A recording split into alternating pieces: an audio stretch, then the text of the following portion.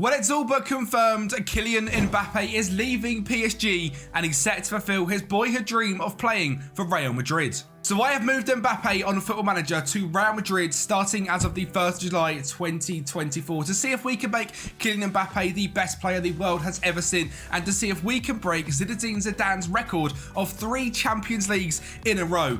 It might sound easy, trust me, it's basically impossible. Winning 3 of the hardest competitions in a row. We're looking to go one step further and make it 4. So welcome to the Real Madrid rebuild with Kylian Mbappe. Now, of course, he's not the only superstar in this team. We also have one of the best players in world football right now, Jude Bellingham. So it's going to be very interesting to see who's going to win more Ballon d'Ors, Bellingham or Mbappe. Get your comments in down below right now. Who's going to win, Bellingham or Mbappe? Personally, I'm Team Mbappe. He's the striker. He should win more Ballon d'Ors. But Bellingham on this game is just simply a joke. And he has kicked off his Real Madrid career in real life in different sort of form. He has been unbelievable. But Mbappe here at Real Madrid, he does look good in the white, in the Galacticos. I'm sure he's going to absolutely smash it. And that partnership alone, for me, is enough to go ahead and win a Champions League. But when you look at the whole team, you've got the likes of Vinicius Jr., Rodrigo, Valverde, Tchouaméni, Camavinga as an inverted wingback, Eder Militao, Rudiger, Vazquez at right back, and Thibaut Courtois in goal. It might be the best team that has ever been assembled, and this is just the very start, because every single season I'm going to look to bring in my very own Galactico to add to this ridiculous team. So without further ado, I think we should pretty much get into it. The tactic is very, very standard. It's a 4-3-3. Nothing too special. I'll click through it for anyone that wants to go ahead and copy it. I don't know how good this tactic is going to be. I think it's going to be quite good, to be honest, looking at sort of the different positions and how it should work. Who knows, though? Let's be honest, it's Football Manager. We've got no idea how good this tactic could be, how good we can make it. But it's got an attacking instruction. We're going to be going for goals, as many as possible. Obviously, the staff here at Real Madrid is amongst the best in the world. Now, this save has been played over on Twitch for the majority of the save. Some of it has been off stream, some of it has been on stream, and the stories in this save have been simply ridiculous. So we'll sort of carry them on as we get into them. But last season, to touch on how Real Madrid finished off this season in real life, they did go ahead and win the 23-24 title with just 1 loss, which was at the very start of the season as well, because this is the realistic up-to-date database. It was a 3-1 loss against Atletico Madrid. So as things stand, they have not lost a game since the 24th September 2023 in the Liga. Let's see how long we can keep that run going for and get into the first season as Real Madrid manager. Well, the Champions League is what matters, and that is what we are looking to win 4 times in a row. In the league phase, we got off to a fantastic start, finishing in 3rd place, just a point behind league rivals Atletico Madrid and 2 points behind PSG, even though we've got Mbappe and they haven't. We were lucky enough in the round of 16 to get set up against Celtic, and we battered them 5-1, so a nice easy draw in the round of 16. In the quarterfinals, lucky enough to go ahead and batter Porto, but to set up a semi-final of the ages, one against our league rivals Barcelona. And the first leg was at the Nou Camp, and Valverde got us to a fantastic start, slipping the ball through to that man Kylian Mbappe to make it 1-0. We're going to see lots of highlights of Mbappe running very, very fast and scoring lots and lots of goals. Pedri, Van Ferran Torres to find Lewandowski to make it 1-1, but it was not over there at the Nou Camp as Lucas Vazquez throws it in to Valverde, finds Mbappe, backstick cross to Vini Jr., knocks it down to Modric and makes it 2-1. And a final goal from Barcelona pegged us back to 2-2, but 2 goals away from home at the Nou Camp. I was confident of taking this back to the Bernabeu and getting through to the Champions League final in season 1.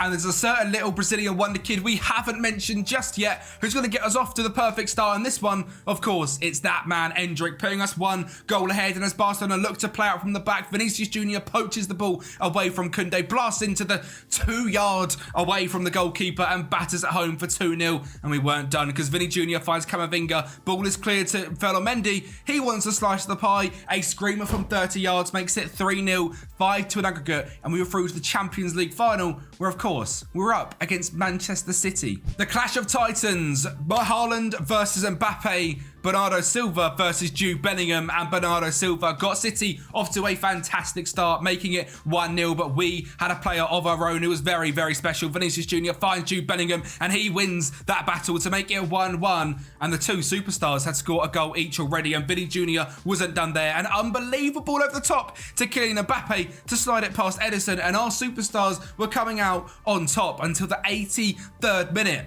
where Jack Grealish finds a cross into that man Erling Haaland to make it 2-2, and both team superstars had all scored goals. And in the 108th minute, Rodri decided to make Man City Champions League winners in what seems to be one of the clutchest goals of all time, and makes this rebuild a lot harder. You thought it was going to be easy winning 3 Champions Leagues in a row. Well, I set the goal to be 4 Champions Leagues goals in a row.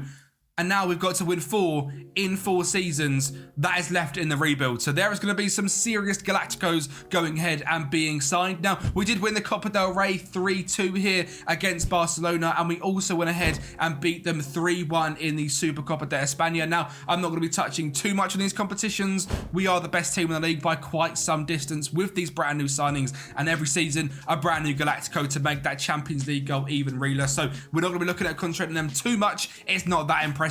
What is impressive is an invincible season with 94 goal difference and 100 points, which I believe is the first time has ever been achieved in La Liga history. What a first season. Mbappe there with 21 goals, outclassed by Borja Iglesias of all players. Ignore him. Mbappe is the star. As we look through the team overview, 121 goals, conceding just 27 and keeping 59% of the ball. And our star players this season were the people you'd expect. Mbappe, 42 goals. Vinicius Jr., 20 and 13 assists. Rodrigo, 17 and 13. Jude Bellingham, 15 and 17. Valverde, 9 and 13. But that man, Endrick, is who I want to touch on because he looks like an absolute superstar. Just 1 season in, 21 starts, 17 off the bench, 19 goals and 2 assists. He's got great finishing composure and pace already. I hope this guy turns into what he could be in real life, because a front three of Endrick, Mbappe, Vinicius Jr. is incredibly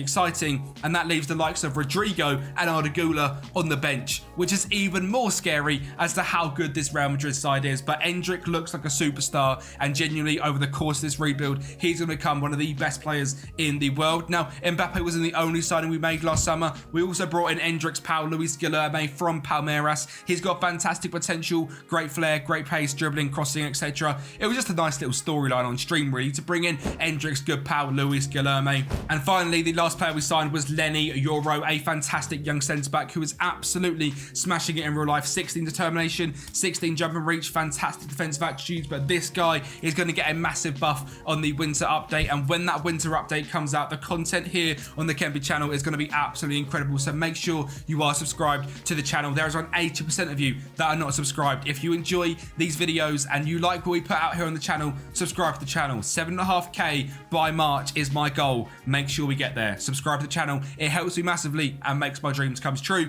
And Leny Yoro is also going to make my dreams come true. Obviously, we're not going to do too much on the tactic. The tactic was fantastic last season. We're bringing through quite a lot of young players as well and playing them. Players like Montilo, Andre Lunin, whereas Mario Martin, Noel Lopez are all going to come in and out of the academy and hopefully grow into fantastic players. And as we know, here at Real Madrid, the Wonder Kid farm is going to just keep on happening. Fantastic youth recruitment, youth facilities, training facilities, reputation's ridiculous. Players come through the under-19s, really had a couple of 5 stars, I believe.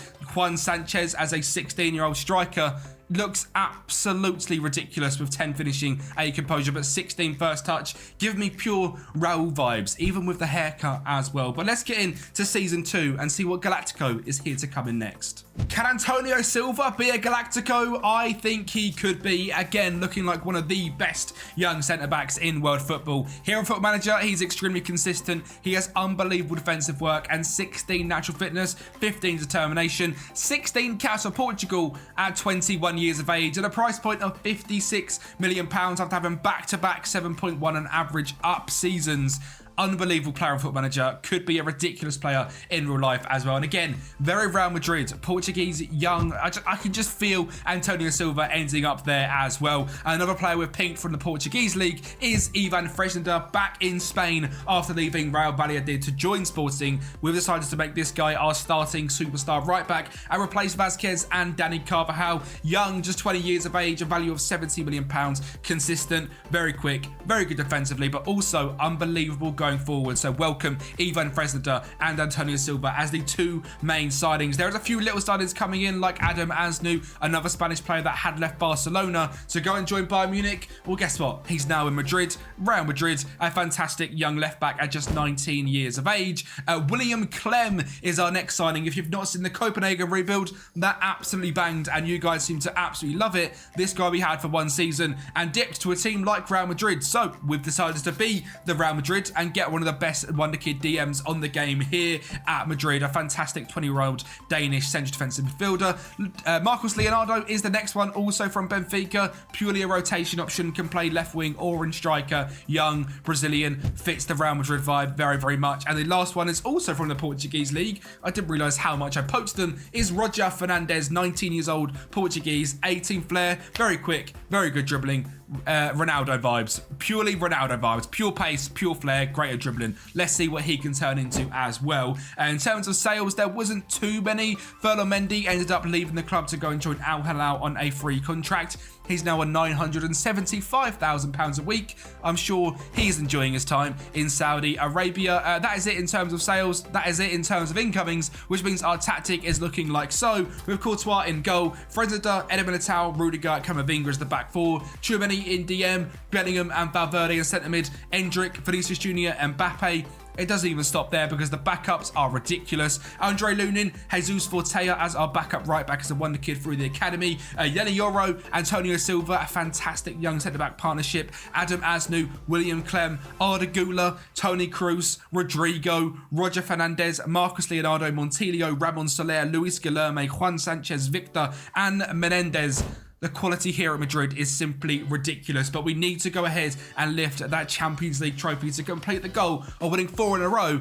Pressure is on, 4 in a row, see what we can do in season 2. After listening to that, you might think I'm a rapper. I am not a rapper. That was just some free spitting bars here from Kempi, but a massive thank you for the support recently on the channel. The last 2 videos have been absolutely fantastic and we are gearing up to the winter update. So there is going to be lots of more rebuilds coming out on the channel and versus rebuilds as well. And the place to get the rebuild files is in the Patreon link down below. And if you can help support on there in any way, like the legends on screen, there is over 100 members in there that are free members and paid members as well. You get access to the videos when they come out straight away, and obviously on Patreon when you pay that £5 tier you get them rebuild files. So every single rebuild we do, the rebuild files get uploaded and you can help support the channel and help get them as well. And if you're looking for a brand new save, that could be the perfect place for you to pick up. You might have watched into season 3 of the Copenhagen rebuild. I wanted to try the challenge for yourself and see if I could beat it before the end of it, so maybe that's where you want to go ahead and pick up. Patreon down below helps me out massively. Let's get into season 2. So last season's 100-point season in La Liga wasn't good enough for me. We got 104 points this season,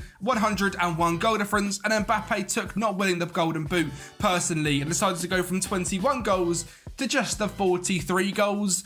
We are the best team the world has ever seen. I'm putting my name on it right now. Rodrigo with 20 assists as well was simply outrageous. We had a 101 goal difference because we scored 131 goals, kept 58% percentage of the ball, and only conceded 30 goals all season. A simply ridiculous season in that one. In the Copa del Rey, we also went ahead and beat Valencia. 3-2 winners in that one, to be back-to-back Copa del Rey winners, but sadly not back-to-back Copa del Super Copa del España winners, as Barcelona beat us 1-0. But guess what, Barca? You could have that one because, you know, you can't not win the La Liga or win anything else and get all salty and angry about it, because we're going to give you that one, okay? You can go ahead and deal with that one. Now, in the league phase this time, things were a little bit more difficult. We end up finishing in 19th on 10 points. Not the greatest of returns for us, means we're in the knockout playoff round, where poor Celtic get drawn against us again, which is just a bit unfair, really, isn't it? Back-to-back seasons we've drawn up against them. Round of 16, we played PSG and battered them 4-3, which was absolutely fantastic.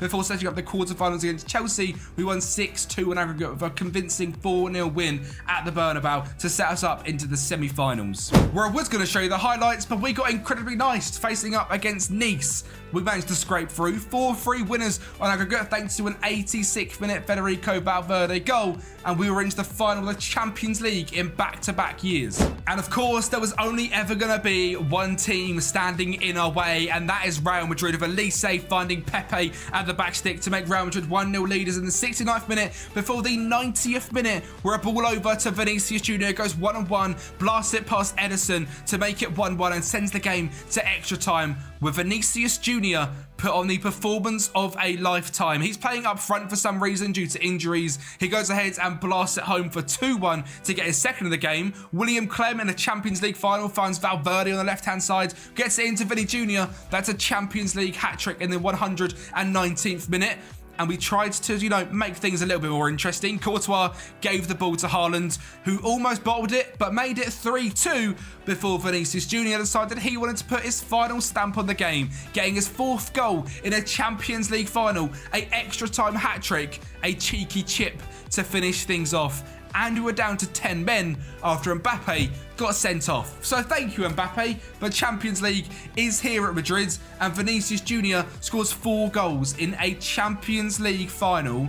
I don't think we will ever see anything like that ever again. A 4-2 victory. The Champions League is finally back at Madrid, the first time since 2021-22. And obviously this role right up here on the top right that you can see is what we are looking to complete. 2015-16, 16-17, 17-18, the 3 in a row. We want that, but one step better, making it 4 in a row. Are we going to be able to do it? I genuinely don't know. If Mbappe keeps up this ridiculous form, it's going to be a little bit easier. 54 goals in 58 games. Vinicius Junior with 24 in 45. And Endrick, again, 20 goals, only 19 years of age. Unbelievable. Jude Bellingham, 14 and 16. Rodrigo, 12 and 22. Valverde, 11 and 13. And Toni Kroos, 11 and 16. Arda Güler is certainly a background player in this rebuild. 8 starts, 26 off the bench, but 8 goals and 7 assists. And his stats looking as good as they are, is certainly going to have a big old part to play in this rebuild. As is Kylian Mbappe and lifting the Ballon d'Or, as he has finally lifted one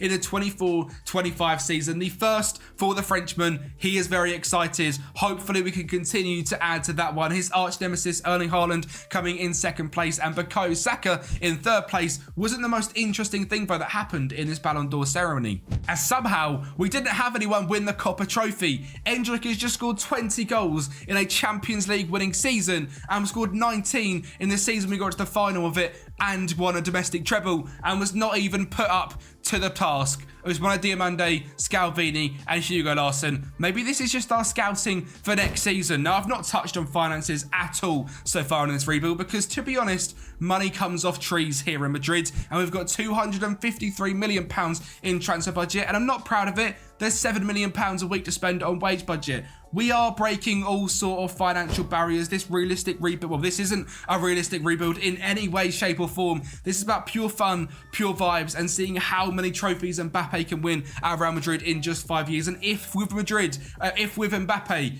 Madrid can win 4 Champions Leagues in a row. So let's get into season 3 signings. Young Portuguese seems to be the way of this rebuild. Welcome João Neves, and surprisingly not signed from Benfica because I decided I wanted him. And I went ahead and paid an extra £43 million to Arsenal after they just paid £57 million for him to bring in João Neves for £100 million to Real Madrid. Now, yes, he is unbelievable. Yes, we've got Tchouaméni, Camavinga, Valverde, Jude Bellingham, but both Luka Modric and Toni Kroos have left the club or at the very end of their careers. So just bringing in a youngster like João Neves just makes sense because we're the best team in the world. Let's get the best in, and this team is just an absolute joke. He wasn't the only signing we made. We also decided to splash £43 million on bringing in Giro Harto to be another young backup centre-back. So we've got Harto and Lenny Yoro as our backups because I believe Rudiger has left the club. I'll have to check that in just a second. So Antonio Silva is now a first-team centre-back with Eder Militao, with Harto and Yoro as backups. That is exciting. A very good young core. This guy is fantastic as well. Great jump and reach fitness. Pace is brilliant on the centre back as well. 6'2", great defensively. Just 20 years of age. Very, very exciting. The last one was a £1.8 million signing for a young striker in Oscar Tello because I just thought, why not try and bring in all the best wonder kids across the country as well and make this team even better. Now, I am correct. Rudiger has left the club to Manchester City, so we'll see if he comes and bites us in the bum at City and tries to to win a Champions League with them. The team is looking great. Courtois in goal, Fresneda, Militao, Silva, Camavinga, Tchouaméni, Bellingham, Valverde, Vini Jr., Rodrigo, Mbappe, Lunin, Fortea, Euro, Harto, Asnu, Clem, Gula, João Neves, Endrick, Roger Fernandez, Marcus Leonardo. So young, so exciting, and genuinely one of the best teams I've ever seen on Football Manager. I'm not saying I'm amazing at the game by playing with a team like this, but winning 4 Champions Leagues in a row would be incredibly impressive. So let's see if we can kick it off to a good start and win 2 in a row. Well, season 3 was the year of Barcelona. They were a real thorn in our sides and knocked us out in the quarterfinals of the Copa del Rey, where they went on to go ahead and win it and scared us to think we might not win every single trophy that is possible, because also the Supercopa, we got lost in the final against Atletico Madrid on penalties, and we've given a trophy away to Barcelona and to Atletico Madrid, which is absolutely shocking on my behalf. I'm absolutely devastated at that one. And in the league, well, we went ahead and won that one, but only just 2 points ahead of Barcelona. We're on 96, Barca on 94, Atletico Madrid on 66. What on earth is that drop off? Nearly 30 points clear for Barcelona and actually 30 points clear for us. Just 19 goals for Mbappe, a 7.73 for Rodrigo, a 7.51 for Mbappe as well, and 12 assists for Mbappe. We were absolutely fantastic this season, both with an 82 goal difference. Barcelona scored 107, we scored 101. We only conceded 19, Barcelona conceding 25, and we're just a defensively better team. And something that has been even more impressive in this rebuild so far that we have touched on is the 24th September 2023 was the last time Real Madrid ended up losing a game, and the whole of the second season we went unbeaten. The whole of the third season we went unbeaten, and it was this year on the 13th of September 2026 that Real Madrid finally lost a game, nearly making it 3 years of no losses for Real Madrid. And there was a news article which I haven't got saved, which is around, I think, 120-ish games unbeaten for Real Madrid, which is simply outrageous. I have never done anything like this in any save I've ever done on Football Manager, and regardless of how good the team is, you've still got to admit that's pretty damn impressive. And getting to back Champions League finals is also quite impressive, especially against Manchester City as well. And Jude Bellingham puts a goal ahead in just 6 minutes before Rodrigo whipped the ball into Eder Militao, who doesn't quite win it. Vini Jr., last year's hero, finds his old pal Rodrigo to make it 2-0, and we were going to run rampant in this game. Rodrigo a ball into Valverde, sets it through, an unbelievable pass to Mbappe to make it 3-0. And like I said, it wasn't the end. Valverde, a ball over the top. Mbappe is just too fast for the Manchester City defence. He makes it 4-0 against Manchester City in 39 minutes. And do we want a fifth? Yes, we do. Mbappe wanted a fifth, whipped it into Bellingham with a back stick to make it 5-0 against Manchester City in 40 minutes in a Champions League final.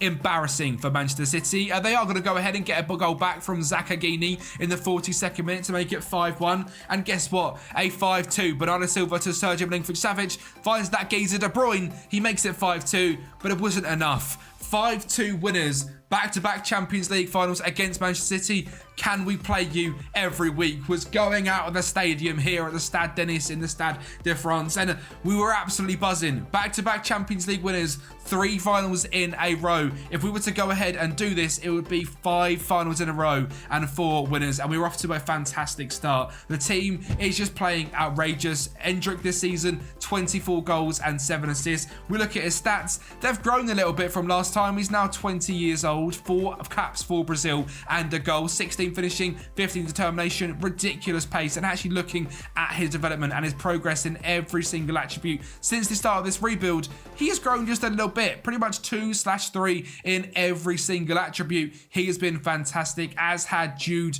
Bellingham. 14 goals, 14 assists. There's so many gold stats on the screen, I don't even know where to look. Now 52 caps for England with 6 goals. Have England managed to win anything? Probably not, let's be honest. Let's check 2026. I mean, we're not anything in 2026. Something's gone incredibly wrong. I mean, what on earth? We lost in the Euros finals. We didn't make the World Cup in 2026. Wow. Is Southgate still in charge? Yeah, England's corrupt, mate. Ignore England, they are corrupt. And I was just making sure I've not actually missed something there and I'm not absolutely tripping. I've just clicked through every single thing in this results thing. England didn't actually get to the 2026 World Cup. Southgate, you deserve to be sacked right this second. France beat Norway, so Mbappe has gone ahead and won the World Cup. Does that mean he wins back-to-back Ballon d'Ors? What do you think? Of course he has. Unbelievable from Mbappe. 58 games, 54 goals and 15 assists in that calendar year is simply ridiculous. And did we have someone also in the Copa Trophy? Sadly not. That went to Gavi, who went ahead and won that one. Our player João Neves, obviously the first half of the season was at Arsenal. The second half of the season was with us coming second, and Lamine Yamal coming in third as well. So Barcelona developing their own talent is extremely, extremely exciting. But we are the dominant team. Season 4, who is next to come into this ridiculous Real Madrid team? Why not bring in Alphonso Davies? I mean, it's simply pointless. And guess what? When we signed him, he only wanted to be a squad player as well. I mean, it doesn't actually say that there, but it just shows how simply ridiculous this Real Madrid side is. That 26-year-old Alphonso Davies, one of the best left-backs in the world, with 19 pace, 19 acceleration, 17 dribbling, playing as that inverted wing-back. It's going to be so good. He's just a squad player. He's so consistent. He loves big matches and cost us a grand total of £72 million. He's here at Madrid, and I'm very, very excited. And the only other signing we made was a young CDM from Brazil called João Charles, who has 5-star potential from Athletic Mineiro. Just why not bring him in? Like I said, I want to try and find as many wonder kids as possible. So if anyone for some reason wants to pick this save up on Patreon, you've got the most ridiculous wonder kids also at the club that you can go ahead and smash it with. So welcome in João Charles and the legend that is Alphonso Davies. I mean, the team hasn't changed too much. It's very, very similar. In fact, all the difference is Alphonso Davies is a backup left back. The rest is all the exact same. So I'm not going to go through it. We're going to just fly straight into it. Season 4. Huzzah! I missed the signing. Achraf Hakimi also come into the club to be a backup right back, and this is at the end of the season. So you can see the stats at the bottom was purely a rotation option. 20 games, 17 off the bench, 2 goals and 5 assists. And even Fresneda is as good, if not better, than this man. So a very exciting time to be a Real Madrid fan. Hakimi, Alphonso Davies, both on the wing backs as well. Apologies, I may have made the wrong save file. It's all good. You join me here in La Liga Santander, where we've got 102 points and have all 3 in the assists, in the average rating and in the goals column. Things are a little bit good. A 123 goal difference. 33 wins, 3 draws, 2 losses, 102 points. We scored 147 goals in one season, while also being the best team defensively on just 24 goals conceded, still keeping 56% of the ball. Just a ridiculous, ridiculous season, and that is now 5 trophies in a row in the La Liga for Real Madrid, and we have asserted ourselves as the best team Spain has ever seen. Now in the Copa del Rey, we didn't go ahead and win that one. We've sort of sacked that off now, and that's the excuse I'm going to use also for the Supercopa de España. They're too little of trophies for us to win anymore. The La Liga and the Champions League is all we care about. And in the league phase of this one, we went ahead and come second, and our arch rivals Manchester City, of course, went ahead and won it. We go straight into the round of 16. We faced off against PSG and come out just about 2-1 winners before getting to the quarterfinals and facing up against Inter Milan, winning the game 5-2, heading to the semi-finals for 4 years in a row. We faced up against Liverpool, and despite a Hakimi red card, we're going to go ahead and take the lead. Fresneda the ball in, and that man Endrick blasts it home to make it 1-0. And here at Anfield, Liverpool decided they needed to get a goal in, and Holmgren Pedersen found Mohamed Salah to find Darwizi in the 86th minute to make it 1-1, setting up a tie at the Bernabeu. The winner heads to the Champions League final. Surely we're not there again. Well, we are going to be if Jude Bellingham's got anything to say with it. Valverde, Tchouaméni, Endrick, that man Jude blasts it home for 1-0 in the first minute of the game against Liverpool. We head into the second half, and Jarell Harto bursts on the left-hand side, gets the ball in the box, and Arda Güler at the back stick makes it 2-0 in 60 minutes. And we weren't done. Mbappe the corner, Fresneda the header, 3-0 winners. We're in the final again against Manchester City. Again, and we got off to a very worrying start. That man Zakagini, the goal scorer from last season's Champions League final, put them 1-0 ahead, and as they tried to counter-attack, Harto stepped in to send the ball over the top to that man Endrick to blast it home for 1-1 in the 42nd minute, and Vinicius Jr. decided to give us the lead, and Mbappe with a corner in, headed down Harto, Bellingham, Vinny Jr. 2-1. And that was all she wrote, ladies and gentlemen. Champions League winners again. 3 in a row, all against Manchester City. As a United fan, this is quite fun and quite exciting. We are just battering City season after season in the Champions League, and I couldn't be happier with how this season has gone. Mbappe, 47 goals and 17 assists. Endrick, 29 goals and 9 assists. Bellingham, 25 goals, 11 assists. Vinicius Jr., 19 and 18. Rodrigo, 17 and 13. Valverde, 9 and 19. Ardagula, 8 and 3. Camavinga, 8 and 11.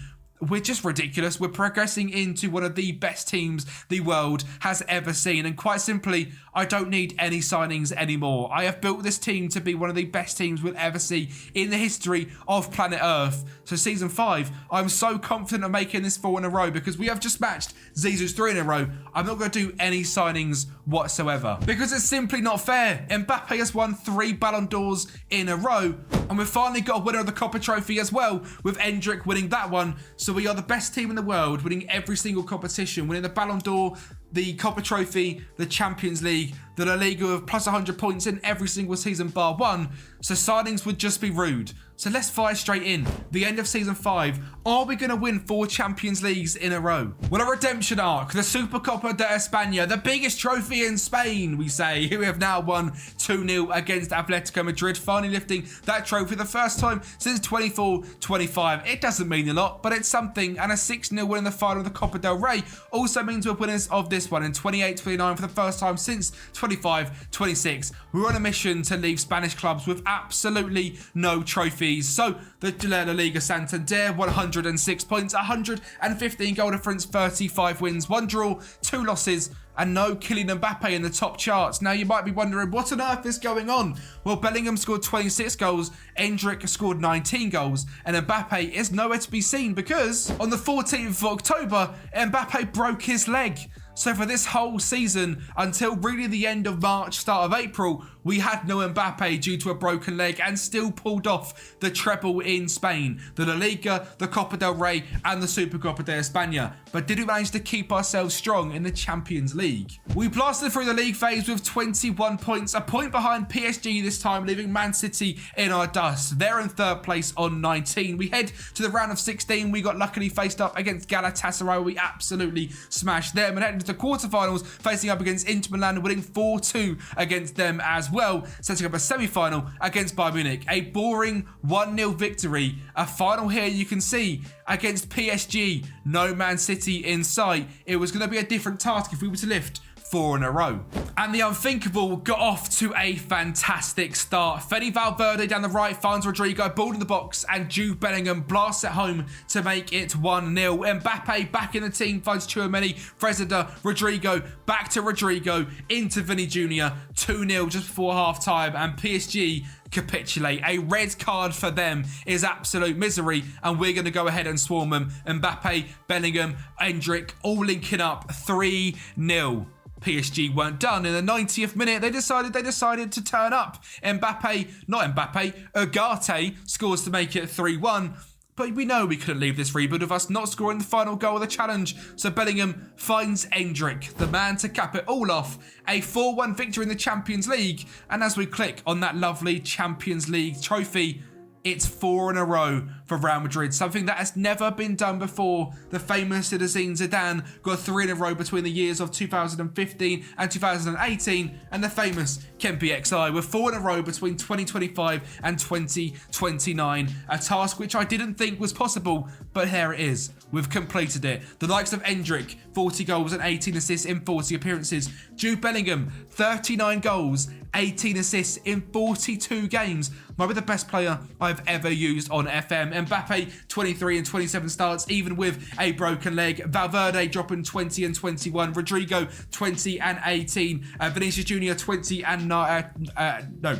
Rodrigo, 10 and 19. Vinicius Jr., 20 and 18. A ridiculous team, a ridiculous season. And to cap it all off, it wasn't only 4 Champions Leagues Mbappe won in a row. It was also 4 Ballon d'Ors. And that man Bellingham comes second. I am absolutely sure if I was to simulate to the end of December, he would have himself a Ballon d'Or as well, because if anyone deserves it after this season, it is that man Jude. Mbappe has taken over the world. Real Madrid are the best team we have ever seen. So get ready for the future, lads, because Real Madrid have taken over. If you haven't watched this video, down here it is the unbelievable Copenhagen video, which you guys have absolutely loved. Make sure to like it, watch it, subscribe to the channel, and I'll speak to you next time. Athletic Club have not won the top flight of Spain since 1984, and while clubs like Real Madrid, Barcelona, and Atletico Madrid have been able to sign players from all over the world, Athletic Bilbao have not let that happen in their case. They stick to the rules of only signing players from the Basque region, which is a tiny place in Spain and an even smaller area in France, which makes this Football Manager 2024 rebuild basically impossible. It means we can only sign players from our youth academy, and I'm also adding the extra challenge of only being able to sign players under the age of 18. So already established player like Kempi will not be able to join the club as he's not young enough, and they're the rules we're setting in place. So welcome to the rebuild of Athletic Bilbao. We have 10 years to complete this. Strap yourselves in, because this is going to be a long, tormenting, horrible journey. Luckily for us, there's already some fantastic players here, like Unai Simon, a 26-year-old Spanish international goalkeeper, who luckily for us is through the Basque region and come through the Athletic Youth Academy, which is fantastic. It means that for us, our goalkeeper position is going to be locked in, because even at 36 years of age, I'm 99% sure we're not going to find a better goalkeeper than Unai Simon. And the wonder kid and the player on the cover star of this is Nico Williams. He is 20 years of age and again has been through the Athletic youth system, which is absolutely fantastic. He looks absolutely brilliant with great determination, great pace, great dribbling, crossing, finishing, and first touch, but certainly has some way to go to becoming, the absolute superstar that we will need him to be if we were lifting this La Liga trophy. And obviously we've got his brother in the mix as well, Iñaki Williams, who is now 29 years of age, now changed to a Ghanaian international so he can play international football, but as you can see from his international information, he is from the Basque country. And if you do want to pick up this save, it is the hardest save you can possibly do on Football Manager. So throughout this video will be hints, tips, and tricks for you guys on how to properly develop players, for how to sign players from the Basque region, and also how we're going to build this club from not just being a mid-table Spanish club, but by just using the youth system, just signing players from this tiny region, how you can make the club the best in Spain. Luckily for us, that's not it with the Williams brothers and Unai Simon. We also have 23-year-old Oihan Sanchez, who looks like a fantastic central midfielder, fantastic central attacking midfielder, and looks like he could be for us a brilliant segundo volante on support, which is what we are going to be using for the start of this rebuild. So welcome Oihan Sanchez. The reason he's not being played in CAM is because we've got a 30-year-old Ika Munayin, who again has been here his whole career and looks absolutely fantastic, and he's got a good 3 or 4 years left in him, I imagine, to be a starting central attacking midfielder. And the fact we can't go out and just buy a brand new CDM means we're going to have to develop Sanchez into being that for us. Now we're going to be using this 4-2-3-1 system, which when we pick up our best 11 does not put Sanchez in it because it thinks he cannot play that role, but we will make him learn that role. Now Unai Simon is going to be in goal. We've got Oscar DeMarcos at right back with Uri and Danny Vivian at centre back, who looks absolutely fantastic as well. Yuri Vachiche as our left back with Danny Vesga and Oihan Sanchez in CDMs. Bergwijn at left wing, Nico Williams at right wing, Munayin in cam, and Iñaki Williams up top. There is some fantastic wonder kids littered throughout this whole squad if we sort this by potential. We've got some players here like Piau Hustimedia, Gaizika, Albor, Menor, and then that is pretty much it, to be honest. The development centre, there is an under-19s, the B team, and the C team, which is pretty cool. So we've got a lot of different options to have young players playing lots and lots of game time. And again, as we flick through this, there is a lot of players here that could potentially be absolutely fantastic for us. But it's not just about the players. We've also got to make the staff the best they can be, because when you load up a Bilbao save, you've only got 4 out of 9 coaches, you've got 5 out of 10 scouts, only 2 out of 4 physios, and this will not help you in the slightest at building this club to being the best it can be. So throughout the first season, I'm making our staff the best in the league. That's all the coaching staff, all the recruitment, all the medical staff, even all the under-19 staff, all the athletic staff, and all the Basque Only staff as well. We're going to be making them the best they can possibly be, so we can develop all of our players through the different ages as well as possible. And obviously the club already has got very good reputation, training facilities, youth facilities, but the youth recruitment is only a 3 out of 5 stars. We need to improve that, and again, the way you do that is by making board requests, heading to finance and increasing your junior coaching budget, and improving your youth recruitment from the networking tab as well. And of course, I'm going to be doing this every single season. Try and improve the training facilities, try and improve the youth facilities, and just try to build this club to the best it can be. Now, luckily in this first season, we've got no further competitions. We've got the Copa del Rey, we've got the La Liga, which means we've got no Europe, which is a little bit of a shame. Our goal in this for Europe over the next 10 years is going to be to hopefully win a Conference League, hopefully win a Europa League, and you never know. If we get to the point with the best club in Spain, maybe even win a Champions League as well. So strap yourselves in, season 1, let's get into things. The Athletic Club / Athletic Bilbao rebuild. One more tiny piece of housekeeping. I just want to say a massive thank you to you absolute legends. If you are subscribed to this channel, or even if you're even watching this channel, 2023 has been a ridiculous year for me. There was a picture I uploaded on the end of 2022. I had 357 subscribers and around 20,000 views, and we are now sitting here at the end of 2023 with 5,000 subscribers and over 730,000 views. And just saying that out loud absolutely blows my mind. And I want to say a massive thank you, because without your guys' support, we wouldn't be sitting here today making the level of videos we can today. So a massive thank you. If you're not already subscribed, join the revolution, join the hashtag Kempi Army, and subscribe to the channel. Without more waffling, let's get into things. Season number 1 then, you joined us. We finished 7th in the La Liga, which is very good because we are going to be in the Conference League for the second season, which is absolutely brilliant. It will give us more opportunity to play some young players, and obviously a European competition, which we should, I think, be able to win. We'll be one of the strongest teams in that for sure. We were 3 points off Cadiz in the Europa League and 10 points off a Champions League spot, with Villarreal finishing 4th. Real Madrid and Barcelona are going to be our biggest tests in this rebuild.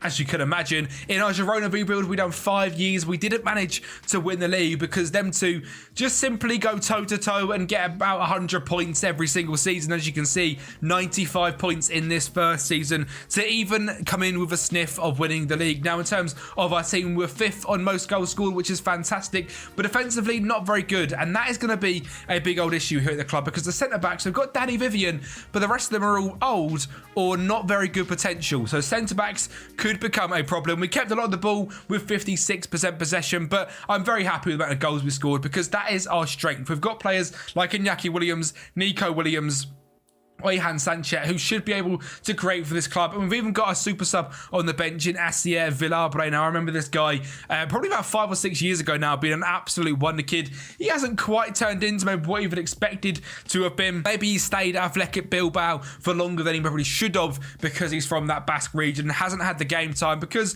Iñaki Williams is never injured and plays every single game. Oihan Sanchez was great in that Valence role with 7 goals and 6 assists. Munayin, like I said, he can't be replaced in that cam role, 7 goals and 12 assists. Alex Berenguer with 5 and 10, and Nico Williams in his first season, a slightly disappointing 6 goals and 4 assists. By the end of this 10 years, I want to be able to click on this development, on this training, on this progress, on attributes, on all time, and be able to see a whole host of stats shooting up 3, 4, 5. But so far in season 1, that has not happened. It's been okay, but not absolutely fantastic. Now, these sort of season recaps every single season are going to be very quick. There's not a lot for me to go through, especially with signings. So I will show you the start of July so you can see who we have brought in. There'll be a few wonder kids that we are scouting. Now, I have said that in this rebuild, there will be tips for anyone doing a Athletic Bilbao save. So for starters, in terms of trying to find players, and especially if you're doing this under 18 challenge as well,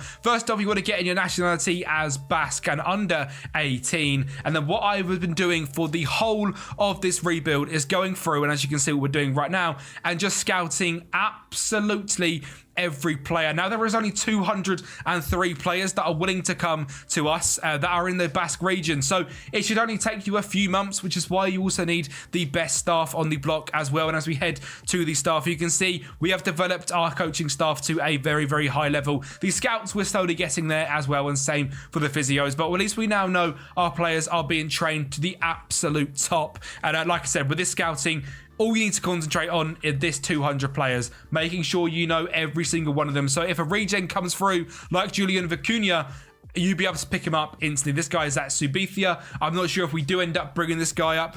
I did this rebuild, started 2 or 3 days ago now. It has taken me a long old time. So yes, we have gone pretty much the full 10 seasons. We're going to go forward now, just a month's time, see if we did make any signings, and I'll show you guys the wonder kids we did sign. Well, it was just the one signing, and a signing of £1 million. A 15-year-old for £1 million. Just shows how rare these Basque players are. He's got 14 determination, 11 dribbling, 13 first touch, decent physicals, 7 finishing, 4 composure. He wants to be a striker.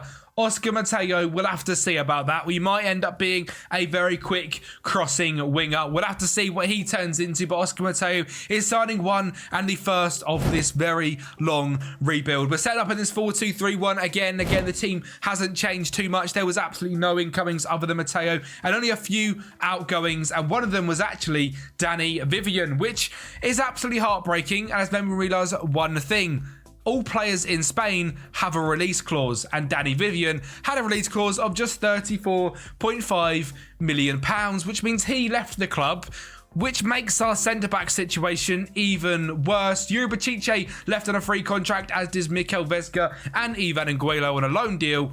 So we're in a little bit of a spot of bother, and our team actually has changed for this first season because we've got Unai Nunez back from loan. We've got Emmanuel in at left-back, who looks okay. He's no Yuribachiche, but he's only 24 years of age and can hopefully develop. And we've really lost our superstar centre-back. So from here on out, after that little scare of Danny Vivian leaving, I gave a player a new contract pretty much every season with a £500 million release clause. So don't expect that to happen again. I think it might happen once to a regen who wasn't great down the line. So other than that one sale of Danny Vivian who got poached by his release clause, we're going to be okay. I'm going to keep on top of the release clauses. Season 2, what can we do? Europa Conference League, Copa del Rey, La Liga. Let's see if we can lift our first trophy, shall we? Yes, we shall, and in convincing fashion as well. It is the Europa Conference League, the one that I hoped we would be able to win, and it was a 4-1 battering of Newcastle. In just 35 seconds, Berenguer put us 1-0 up, and in just 28 minutes, a Berenguer ball to Williams Jr. to Albongia, who been brought up from the Baskonia C team, scores there. So we're making a good, little run of our players coming through the youth academy. Alex Berenguer makes it 3-0 in just 32 minutes. We're going to make it 4-0 in the first half. DeMarcos back to Vencendor to Albongia to Oyan Sanchez, who lines things up on his right foot and drills it into the back of the net before a pointless Newcastle goal. Dan Burn is going to drive through. It falls to Zaniolo in a very lucky manner. And imagine not signing players just from the Geordie land of Newcastle. Disgusting club. A 4-1 victory is very, very good. And I am very, very happy to say we've lifted our first trophy now in the La Liga. We also done very well. Come in 6th place, which means we'd have finished in the Europa League spots regardless of winning that Conference League, which is good because we're becoming a very consistent side. Now, before we started this rebuild, Athletic Club have actually not had the greatest of times. The last time they finished in the top 4 was 2013. They finished as low as 16th in 2017-18, and we are now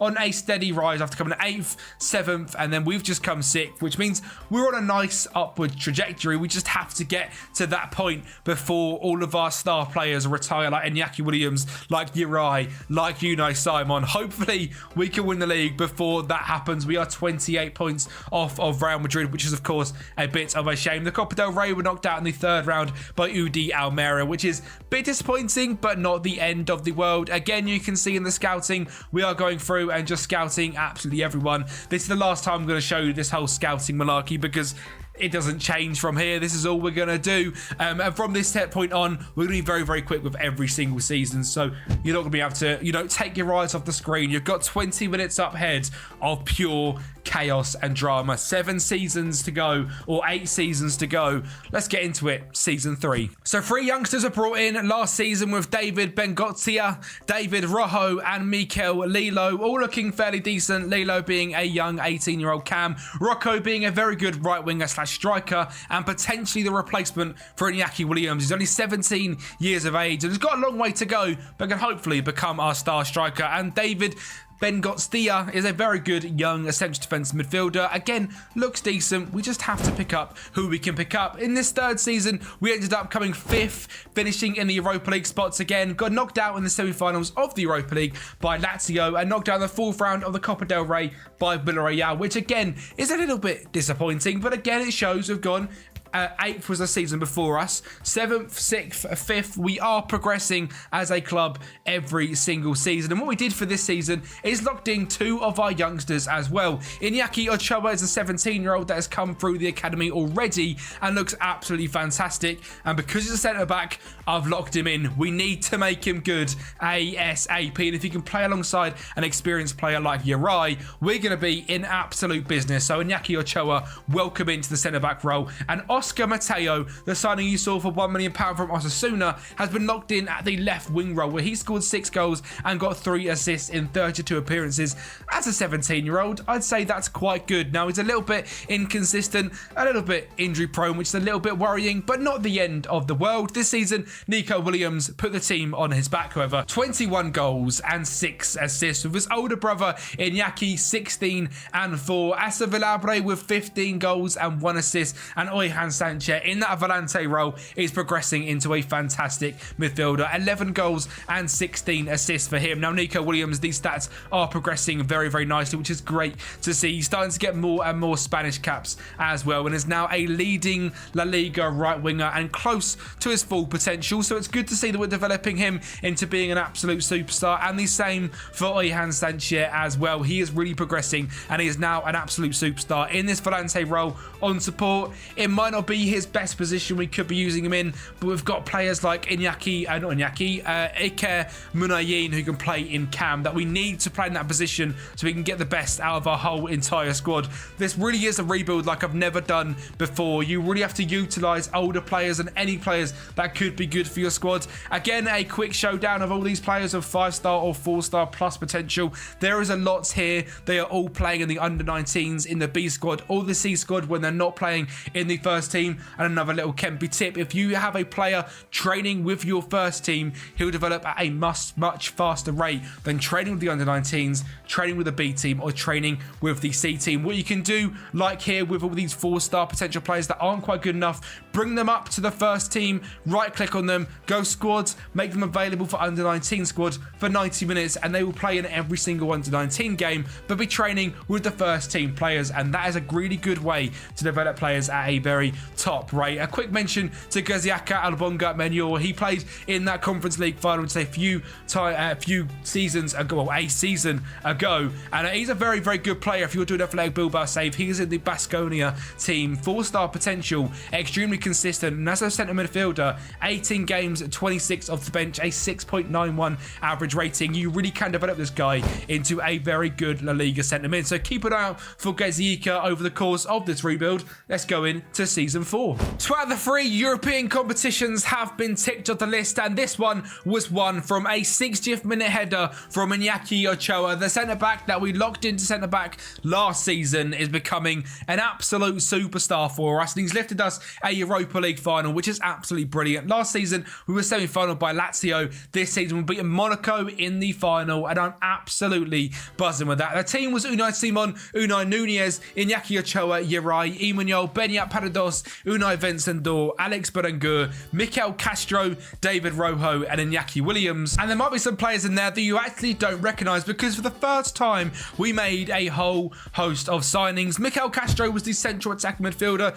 you just saw. We locked him in to central attacking midfielder for this season. We played 51 games, got 6 goals and 2 assists, and has started to take over that cam role from Iker Munayin. Now, he's not the most consistent player, but with key stats like 16 dribbling, 16 first touch, and 16 off the ball, I really hope we can develop this guy into being a top central attacking midfielder and cost us a hefty £4.6 million from Eibar. Now, signings elsewhere, and Aguirre was a £1 million signing. Looks like a very good young central attacking midfielder. Iban Arroyo, another left winger. Caldo Romo looks like a centre back who could become the partner to Iñaki Ochoa. Looks very, very good. Just 5'11" is a little bit worrying. Aitor Jimenez, a young right back signed from from Osasuna, Eduardo Alasade, another goalkeeper signed from Osasuna, and Javier Barandan, a winger/striker that we signed for free as well. In terms of outgoings, there's not been too many, but more incomings of John and Di Matteo, a centre mid/cam on a free contract, Eortiz Pena, a winger on a free contract, and Josepo Mateo, a cam on a free contract as well. I'm not too sure who has retired or left the club since last time we were here. I think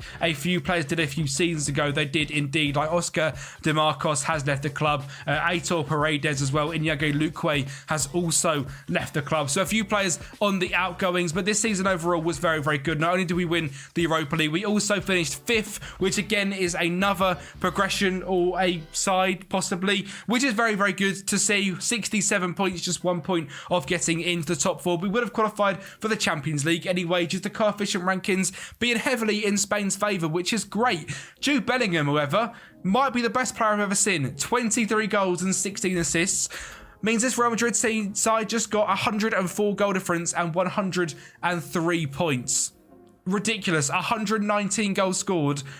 15 conceded. They might be impossible to catch. They have won every single season in this rebuild so far, and I'm not quite sure if we're ever going to be able to stop them. Our star players for this season, last season was Iñaki Williams. This season for us, 19 goals from Iñaki Williams, 14 for Nico Williams, 12 again from Acer Villabre, 7 and 8 from Oihan Sanchez, and the two players we locked in, Mikel Castro and David Rocco, were 6 and 5 goals and 2 and 5 assists respectively. So a very good season for developing players and a very good season in terms of progression as well. We are managing to sort of keep in the right realms of top 4, slightly trying to push on, but it's becoming a very, very difficult task. They are looking like we can progress players very well, but can we get them to that next stage while also challenging for that top 4? That's the worry and the sort of balancing act that I'm trying to play right now. Can I put 3 or 4 youngsters locked into position and pray that they're good enough, or do I have to sort of stick by doing 1 or 2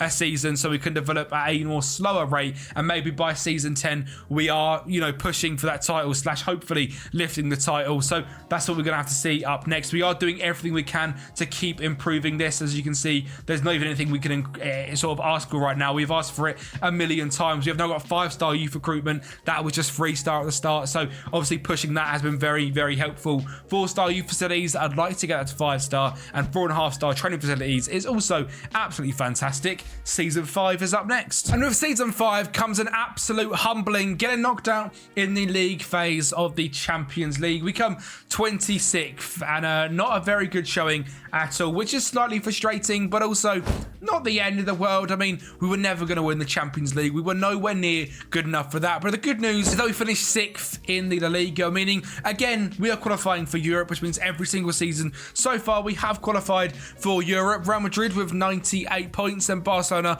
with 95 means it's literally impossible to ever get near them. Madrid have now won 5 in a row, meaning it's a 5-year barren spell for Barcelona, so you can be sure they're going to be trying to make things sort of right in the next few years, as well as we hopefully try and push on to that point. Now, we'd also ended up getting knocked out in the 3rd round of the Copa del Rey, meaning we're still absolutely shocking in that, which is not helpful at all. And in terms of the squad, a few worrying signs are starting to come out. As we look at the data hub, we are defending very well, which is a bit of a surprise of our lack of centre-backs, but we are not scoring enough goals.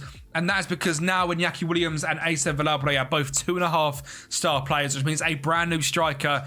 We're going to need to commit to someone on this list. David Rojo, Nico Williams potentially getting locked in up front, Mikel Castro. The options elsewhere aren't great. Oscar Mateo possibly, Mikel Lilo possibly. It's going to be tough to find the man that can take us forward, but that is the hardest thing with this rebuild. Not being able to make too many signings, obviously, unless they're under 18 years of age and from the Basque region, means you are massively, massively hampered and massively really sort of guided in the way you can build your team based on how your youth recruitment and your staff manage to find players. The rest of the signings we have made, just to add one more, I think, from last time out, was Julian Ochoa, a free contract. He is a right winger, again, with some semi-decent potential, which means we're definitely building up a club, but maybe not of anyone of high enough ability where we can get them into the first team just yet. Season 6, hopefully this season we can stay on to Europe. That is going to be our toughest goal, as we have now got no solidified striker. our players are aging. I mean, even Unai Simon is now 30 years of age. We've probably only got 3 or 4 years left of a top level goalkeeper.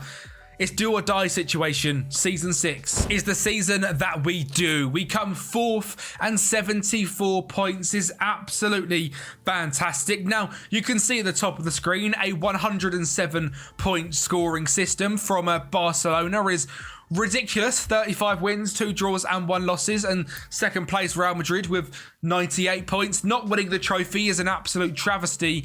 This is going to be very hard to break into them too, but I've got a little bit of hope. We have come 4th, and that is with a brand new man leading the line as well. David Rojo is the man we chose to be our striker. He may not have scored a whole host of goals, with just 7 goals and 4 assists, but has given us some guidance and what we need up front. He can sort of finish, he's got good enough composure, and he's very, very fast. So long ball over the top to a very pacey striker is going to be the tactic for the next few years, and it certainly helped with the data hub. Again, conceding very few goals.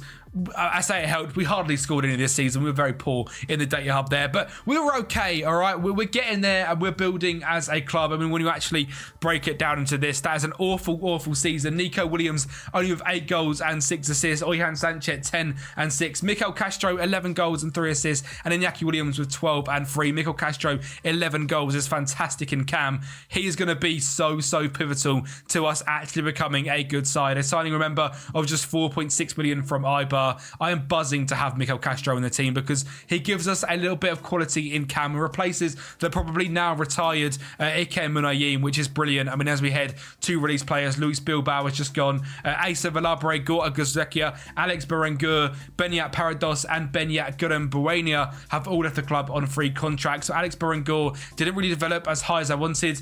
He's now at Stoke at 33 years of age, which probably tells you enough, to be honest. So we are now sort of turning to the youth in that position as well. But we may not have scored too many goals, but we were very solid defensively, which is fantastic. We finished 4th, and as you can see from this league position, we were fantastic all season. We were knocked out in the quarterfinal of the Europa League by Tottenham, which is a little bit frustrating, but a very, very strong side. And knocked out in the 3rd round again of the Copa del Rey by UD Ibiza. So Party Island for them, not so much for us. Finances-wise, as you can imagine, we are building a hell of a lot of money at this club because there is nowhere for the money to go. We are only signing under 18 years old, which means their sort of, wages are absolutely minuscule. We've got no one to really go out and buy.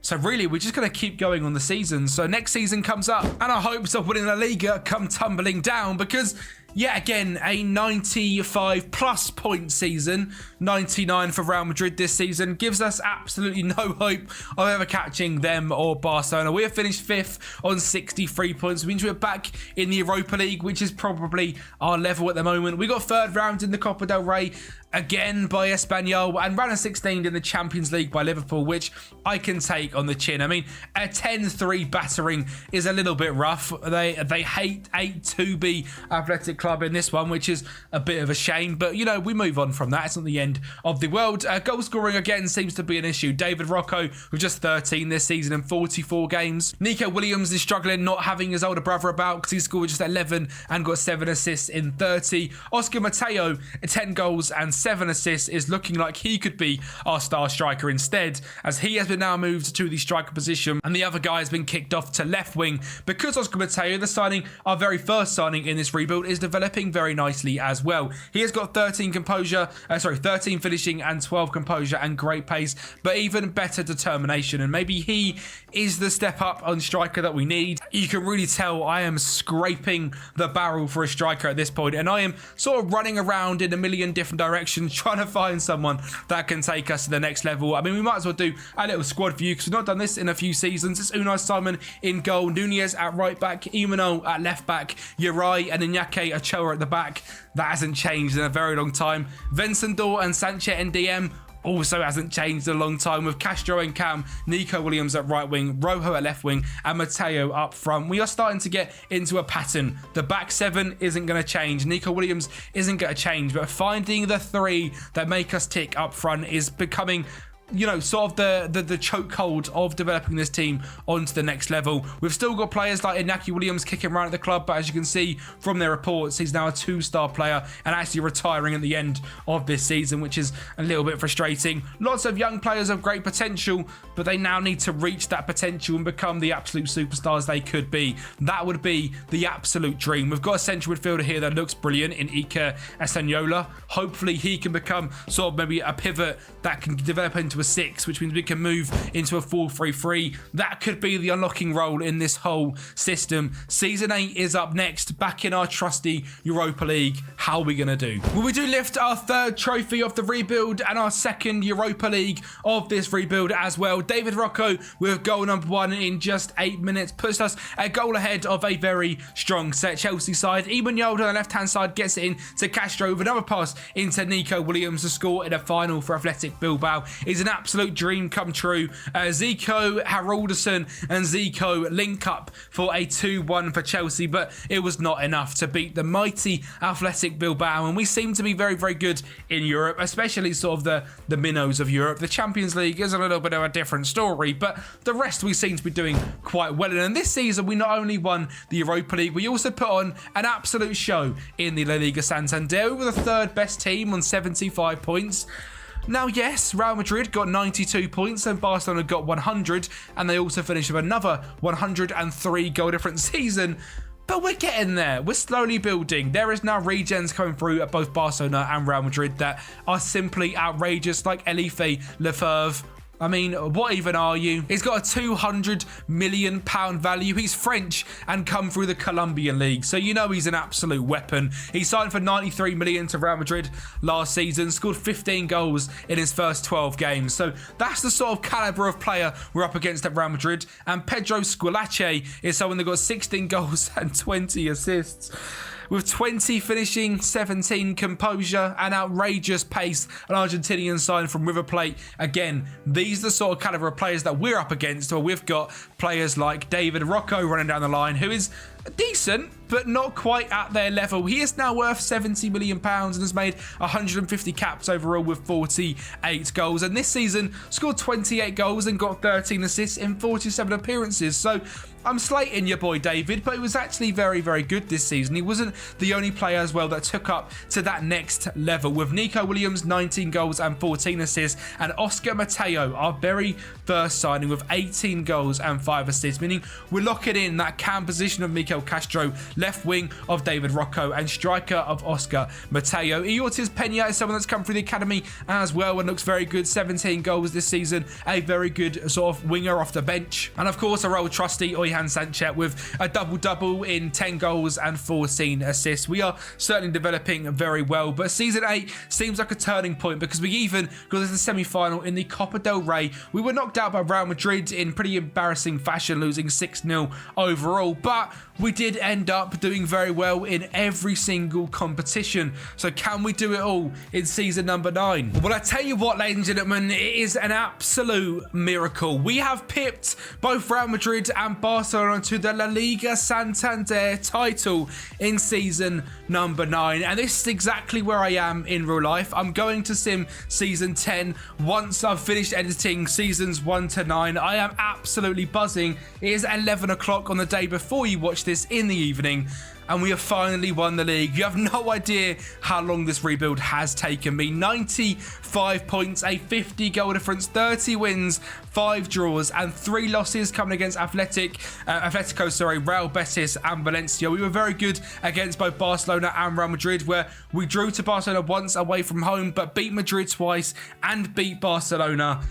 I'm absolutely buzzing that I can now start actually editing this video, and I can believe that we won the La Liga. 96 goals this season, conceded way too many because, as you know from the very start, centre-backs have been very, very difficult to come by. But this season, we actually managed to sign one. Now, you can see I've pretty much been signing like players for free, 2.5 million, not a lot of money being spent at all. But this season, we spent £16 million on a centre-back because Mikel Diaz, who we had started to develop as a centre-back, joined Arsenal for £7.5 million in a release clause, which is the other one that I mentioned from the very start of this video, which I was frustrated about. But then we saw this geezer, David Aretia, a centre-back from Real Sociedad who played 41 games this season, got a 6.91, has great pace, 17 determination, 15 heading, 15 tackling, and 13 marking. Finally, a centre-back partner for our boy Iñaki Ochoa. They're not the greatest of mates, but they'll do, all right? We've built a set of defence from these bunch of misfits and made a team that has somehow won La Liga. Unai Simon in goal. Unai Nunez, who is now how old? He's now 35, playing as a wing-back on support in our ridiculously attacking system. He's somehow done it, all right? I've got no idea. We've got Imano at left back. We've got Ihan Sanchez and Unai Vencendor in midfield. Nico Williams at right wing. Mikel Castro in cam. David Rojo up front. And Oscar Mateo up top, who had an outstanding season with 32 goals and 7 assists. Nico Williams, 26 and 12. Ihan Sanchez, 18 and 14. Mikel Castro, 13 and 12. David Rocco, 11 and 7. I can actually rest this evening. I'm going to start editing this video, but while I'm editing, I'm going to simulate Season 10, see if we can somehow win the Champions League, see if we can go back-to-back in La Liga. We're going to have probably a brand new right-back for this season because Unai Nunez is about to go to the retirement home. We got round of 16 in the Champions League this season by PSG. We got runners-up in the Super Cup against Liverpool. We got to the semi-finals of the Copa del Rey again by Real Betis. It'll be good to finally lift that one. And also runners-up in the Super Copa de España as well. Let me go ahead, simulate Season 10, and finally rest for the evening. Well, here we are then, the end of season number 10. This is our first 10-season rebuild of this FM, so if you want to see more of these, let me know who they should be done with down below. Let's see how we get on. To be fair, not too bad of a season at all. Coming in 4th place on 78 points. The ridiculous Real Madrid and Barcelona carried on their stupendous form and took their title back. Madrid now winning, I think, 7, Barcelona with 2, and of course ourselves with 1, which was last season. Jude Bellingham, another 24-goal season, 27 goals, 11 assists. Them stats are outrageous. Oh my Lord, Jude Bellingham, if you turn out like that, the amount of Ballon d'Ors you're going to win is going to be absolutely scary. Now, of course, in the Champions League, we didn't end up winning that either. We got knocked out in the knockoff playout round by Sevilla, who finished above us in the league as well on 84 points. The Copa del Rey, we sadly never managed to win, losing to Almeria this time. And the Super Copa, we were semi-final by Real Madrid as well. But you know what? I'm a very, very happy man. We managed to build Athletic Bilbao into Spanish League champions. Nico Williams, with over 40 goal contributions in this season, is outrageous. And I mentioned we would check back on this progress tab once we finish the whole entire rebuild and look at this man's progression. That is absolutely fantastic. Some great physical stats. Mentally, he's gone up very well as well. And again, in terms of his technical attributes, much better dribbling, crossing, corners, and long shots. And a technique gone up +1 as well. 17 determination obviously helps an absolute ton as well. So Nico Williams is looking fantastic. How has Ihan Sanchez got on? Again, his stats have developed at an outrageous rate. If we go to these throughout the whole time, it doesn't actually look that good at all, which surprises me a hell of a lot. +2 in free kick taking, +2 in marking, +1 in tackling, +1 a lot in the mentals got up quite a lot. Physicals have gone down due to him now being a central defensive midfielder, which is interesting.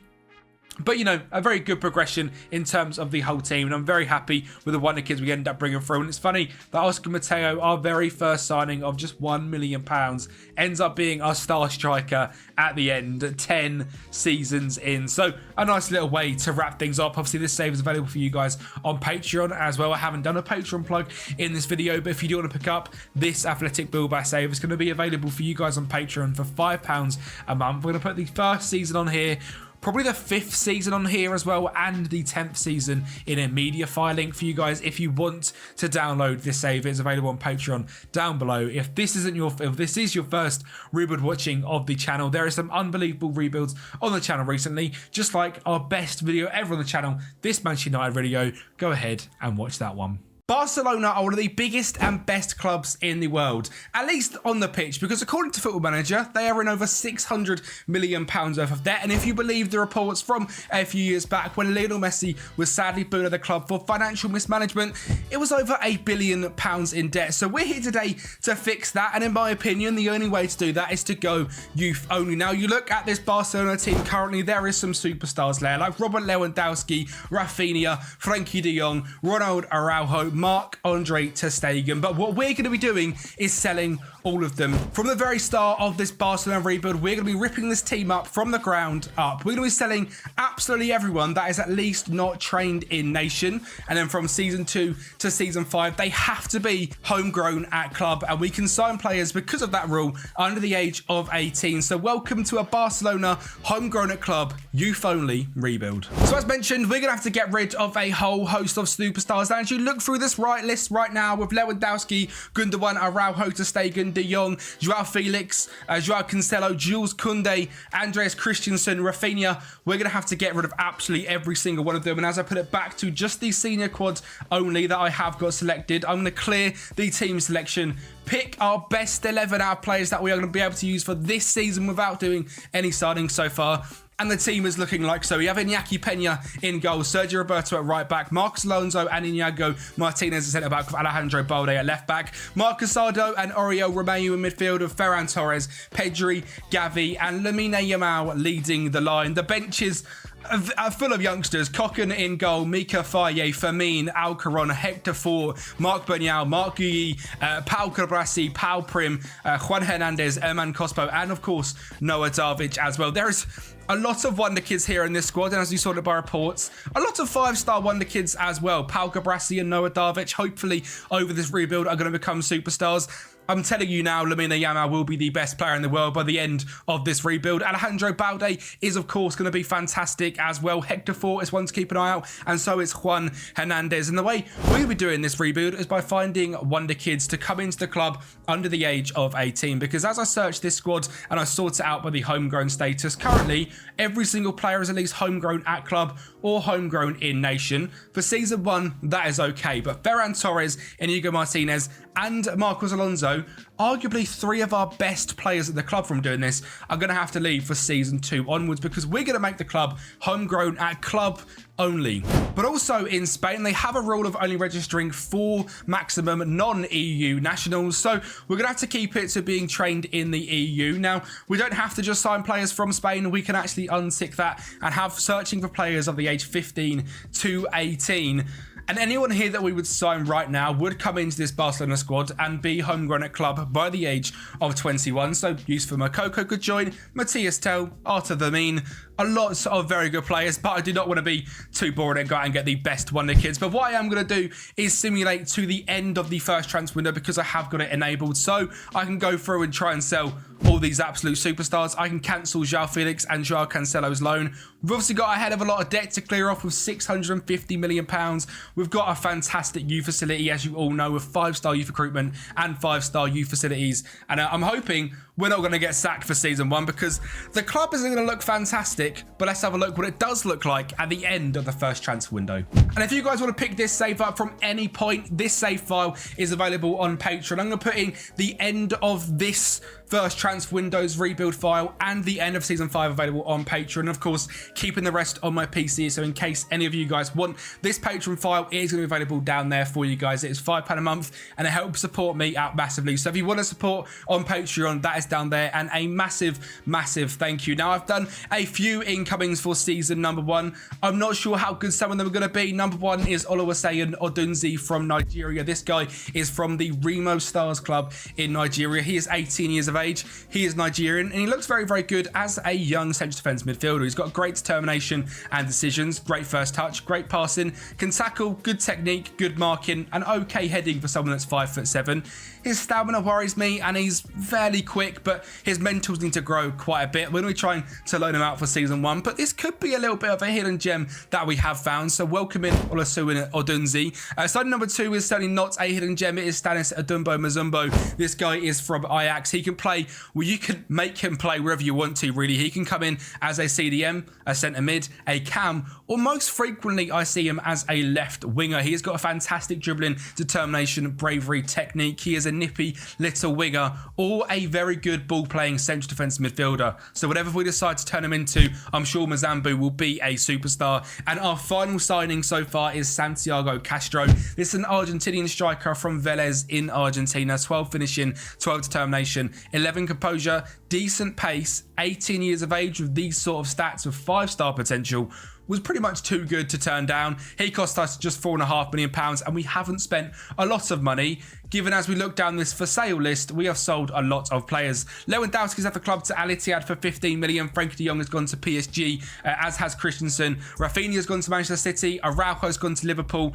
Jules Koundé's gone to Manchester City. Ter Stegen has gone to Arsenal. Gundogan to Milan. And Juan Hernandez, the actual wonder kid that we saw earlier, has gone on loan to Bercaldo. And our team is now looking like so. Pretty much the same as it was before, but we've now got some sort of better wonder kid players that I trust more to bring in off the bench for this first season. It hasn't started very well, we'll be honest. We've lost 2-1 to Betis. We drew 2-0 with Real Madrid with Noah Davic and Ferran Torres getting the goals. We beat Real Sociedad 1-0 and then we drew to Sevilla, so quite a difficult start to be honest. This first season I am expecting absolutely nothing. I think we'll probably come in the Europa League. I'll probably need to create another manager so we can carry on this experiment after season 1. I don't imagine we'll win any competitions.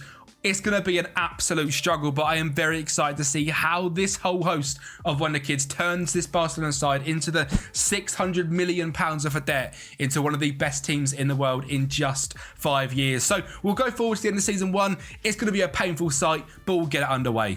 Well, this is a surprise because it's actually nowhere near as painful as you might have thought, and we have ended up winning the Supercopa de España in season 1 with a Castro goal to kick things off. The young Argentinian we signed before Lamine Yamal and Sergio Roberto linked up to get a ball into the back stick for Ferran Torres, and we actually dominated Atletico Madrid in this game. We won 2-0, we had more shots, 50% possession and a much better XG, so a very exciting start to the Barcelona season 1. And while the Supercopa isn't of course exactly we wanted for this Barcelona side, but you also managed to get to the final of the Copa del Rey, where we may have lost 3-2 to Valencia, but a brace from Pedri. Remember, we're in the top competition in Spain in season 1. You can see the team that we started: Iñaki Peña, Pau Cabrasi, Oriol Romeu, Inigo Martinez, Sergio Roberto was the captain, Vitor Roque, who is now here from January, and I'll show you him in a second, Ferran Torres, Alex Garrido, Marcos Alonso, Pedri and Lamine Yamal. On the bench was Ander Estralga, Mika Fay, Mbazambo, Santiago Castro, Trilli, Hector Fort, Mbappe, Edu Sanchez, Peleoso, Eman Cospo, and Sergi Dominguez. So you can see it really is a Barcelona pretty much youth only team, and that carried us in the league to 4th place, which means no dip out of the Champions League for Barcelona, which I'm absolutely shocked and stunned by. Atletico Madrid had an unbelievable season, even though we just beat them in the Supercopa and won the league on 94 points.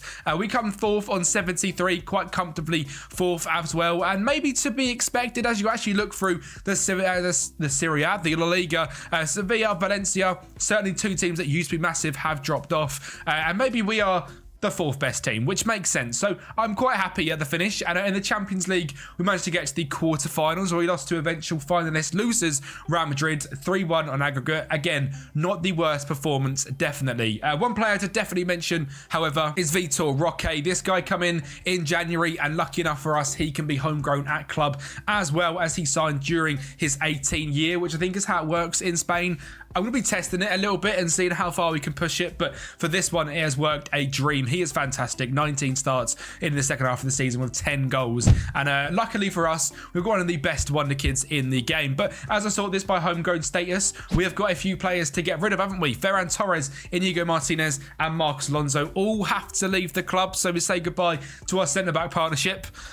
That's scary. And our right winger as well. And as you can see, Vitor Roque is going to be trained at club, and every single player down here trained at club, and all of these trained at club. So just a few improvements to go ahead and make. We have got a few players coming in. Number one being Luis Guilherme. This guy's coming in from Palmeiras. He is a fantastic young Brazilian cam, and we're pretty much bringing him in to hopefully try and start a rivalry between himself and Endrick. In terms of outgoings, Frankie de Jong's deal to PSG is going to be confirmed, and Estenis Pedrola is leaving to Sampdoria. Now, in terms of the staff, we have got the best staff in the league. In terms of the scouts, we've pretty much got the best scouts in the league, and with the scouting, while I'm on the topic, we have got our recruitment focuses set up that I use for every single save. The 15 to 18 this time rather than 21, so certainly going to be harder to find them. Go to the continent, make sure your scouts are good enough to do it. All of these scouts are European scouts, and we're hopefully going to find wonder kids. If you do want to know how to find them, the best place for that, there was a video on the channel about 5 or 6 weeks ago now. Still the way I use to find wonder kids, and it works an absolute treat. And you'll see some signed in this video. Let's see who we do sign for season 2. Well, straight away, I made a mistake. Fabio Chiadriola has joined the club, but he signed just after he turned 19, and he does not have the homegrown at club status. So, hello, Fabio. You're never going to play a game for us. We say goodbye. A big mistake. He is £9 million. He is a 4-star potential centre-back, and I prayed he was going to be good enough for us and was going to help our centre-back woes, because all of our centre-backs have gone, and none of them are absolutely fantastic. We have signed one guy from Ajax, Ethan Batera. This guy is a fantastic young centre-back, pretty much 5-star potential, and costs us a lot of money. £11 million after playing just 2 games for young Ajax. We had to spend big money on him because he was the only centre-back with any real potential at the club.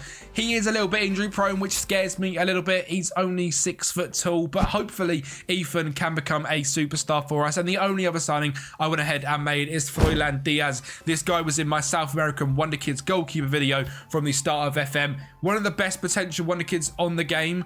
I'm worried we're not going to be able to make him as good as he should be. He has got 4.5-star potential, but right now, with the level we are at, we need to be playing Iñaki Peña in goal. He is not quite of the same level, and if we actually compare the two of them, there isn't really a comparison. We have to play Peña, which maybe is going to halt his development a little bit. We shall see. I mean, the team we have got right now is looking like so. As we start up in this 4-2-3-1, which is the one I have been using a lot recently. Again, the tactic is available to download on the Patreon. It is with the last few rebuild files, as this tactic is fantastic, and we need a good tactic to help us get out of this situation. Peña in goal, Hector Fort at right back, Mika Faye and Chadi Riyad at centre back, with Alejandro Balde at left back. Noah Darvic, we are training to be a central defensive midfielder next to Gavi. Lamine Yamal and Ansu Fati is back at the club from his loan at Brighton. Pedri in cam, and Vitor Roque leading the line. We've got Froilan Diaz as the backup goalkeeper, Sergio Roberto as the backup to Hector Fort, Ethan Batera and Cal Cabrassi as 2 centre-backs, Navarro as backup left-back, Pau Prim and Marcus Aldo as the backup DMs, Hernandez, Luis Guilherme, Mazambo and Marc Gui make the backups in the team. And again, to show the proof, everyone here homegrown at club, homegrown at club. Already, we've got a homegrown at club team.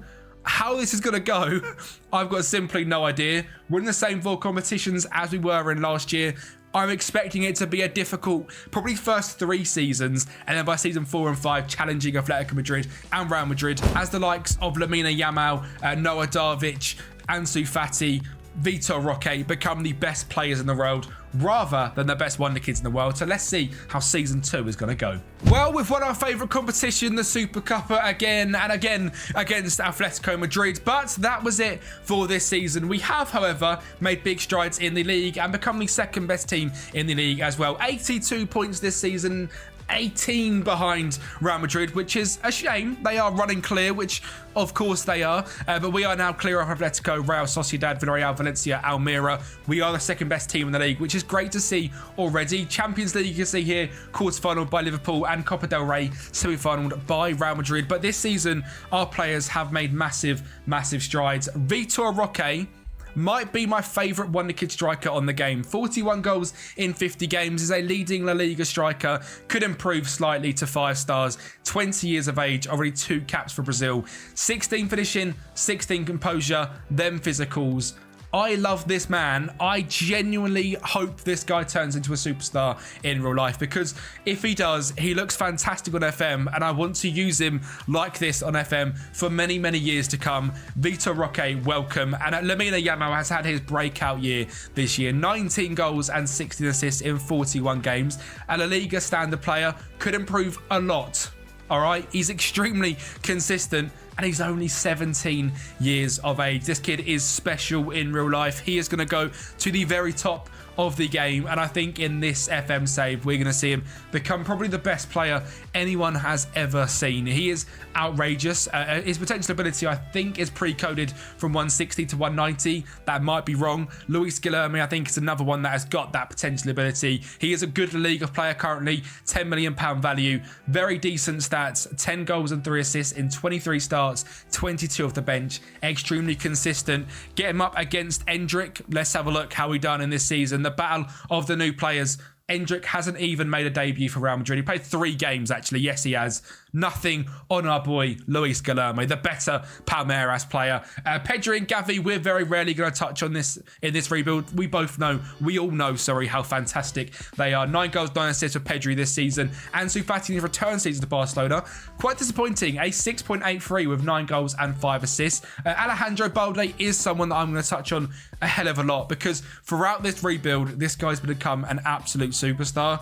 He's already 5-star ability. I've never seen him this good. He is stupid, and he's 21 years of age. 22 assists in this season, 14 assists for Gavi as well in that DM role. Like I said, we're not going to touch on him or Pedri too much. We know how good they can be. One player that has stood out to me massively as well that I really don't know too much about is Mika Faye. He is a Senegalese centre-back signed from Custodia. I actually remember them signing this guy from Croatia in real life. Last season dropped a 7.01. This season a 7.09.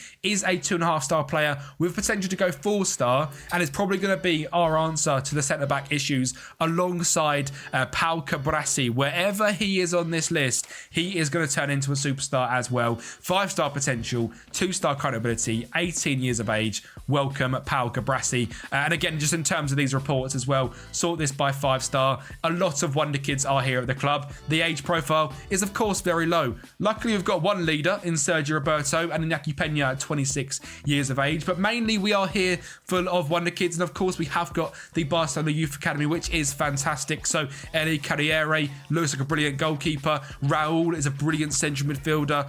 Juan Miquel Santos, Luigi Conti. These can all become superstars for us and are all through the Barcelona Academy. Season 3, I think we're going to make another big stride.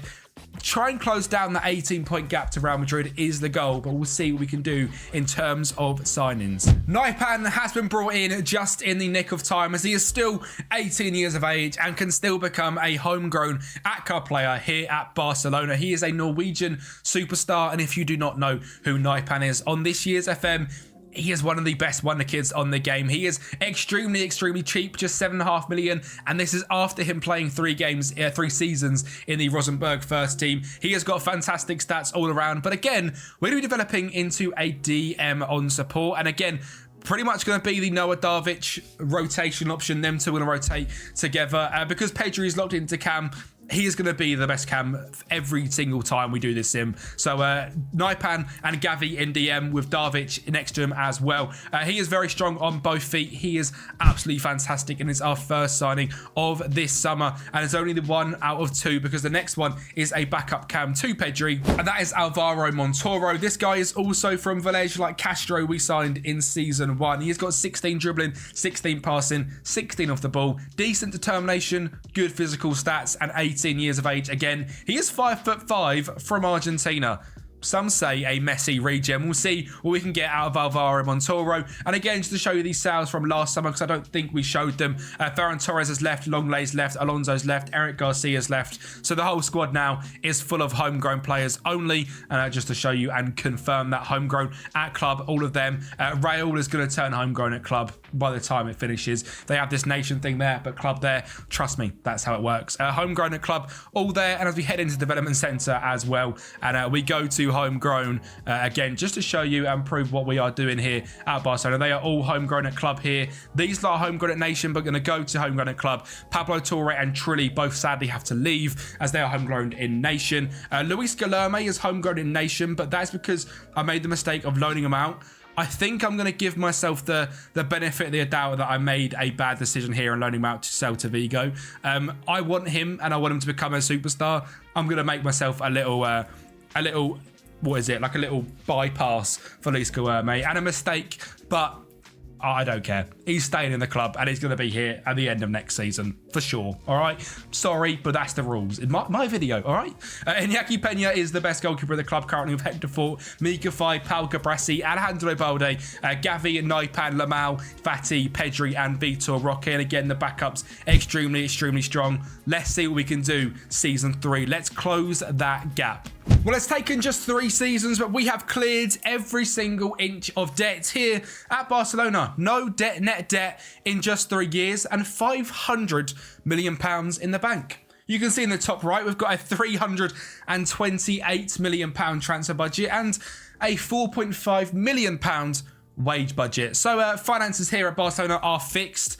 Bring in Kempi, I fix it all. In terms of the competition this season, again, we're not going to waste too much time. We didn't win any trophies, which is a bit sad. Semi-final in the Supercopa by Madrid. 3rd round in the Copa del Rey by CD Badajoz and round of 16 by Bayern Munich. League-wise, we did cut the gap from 18 points to 7 to Real Madrid, so we are certainly getting closer. But if they keep hitting Centurion seasons, it's going to be very difficult. We got 93 points and we're fantastic. And as we look actually at the detailed stats as well, and we go by the wages here at the bottom, look at how much more Real Madrid are spending than us. We're on £87 million spend. They're on £250 million spend for just 7 points.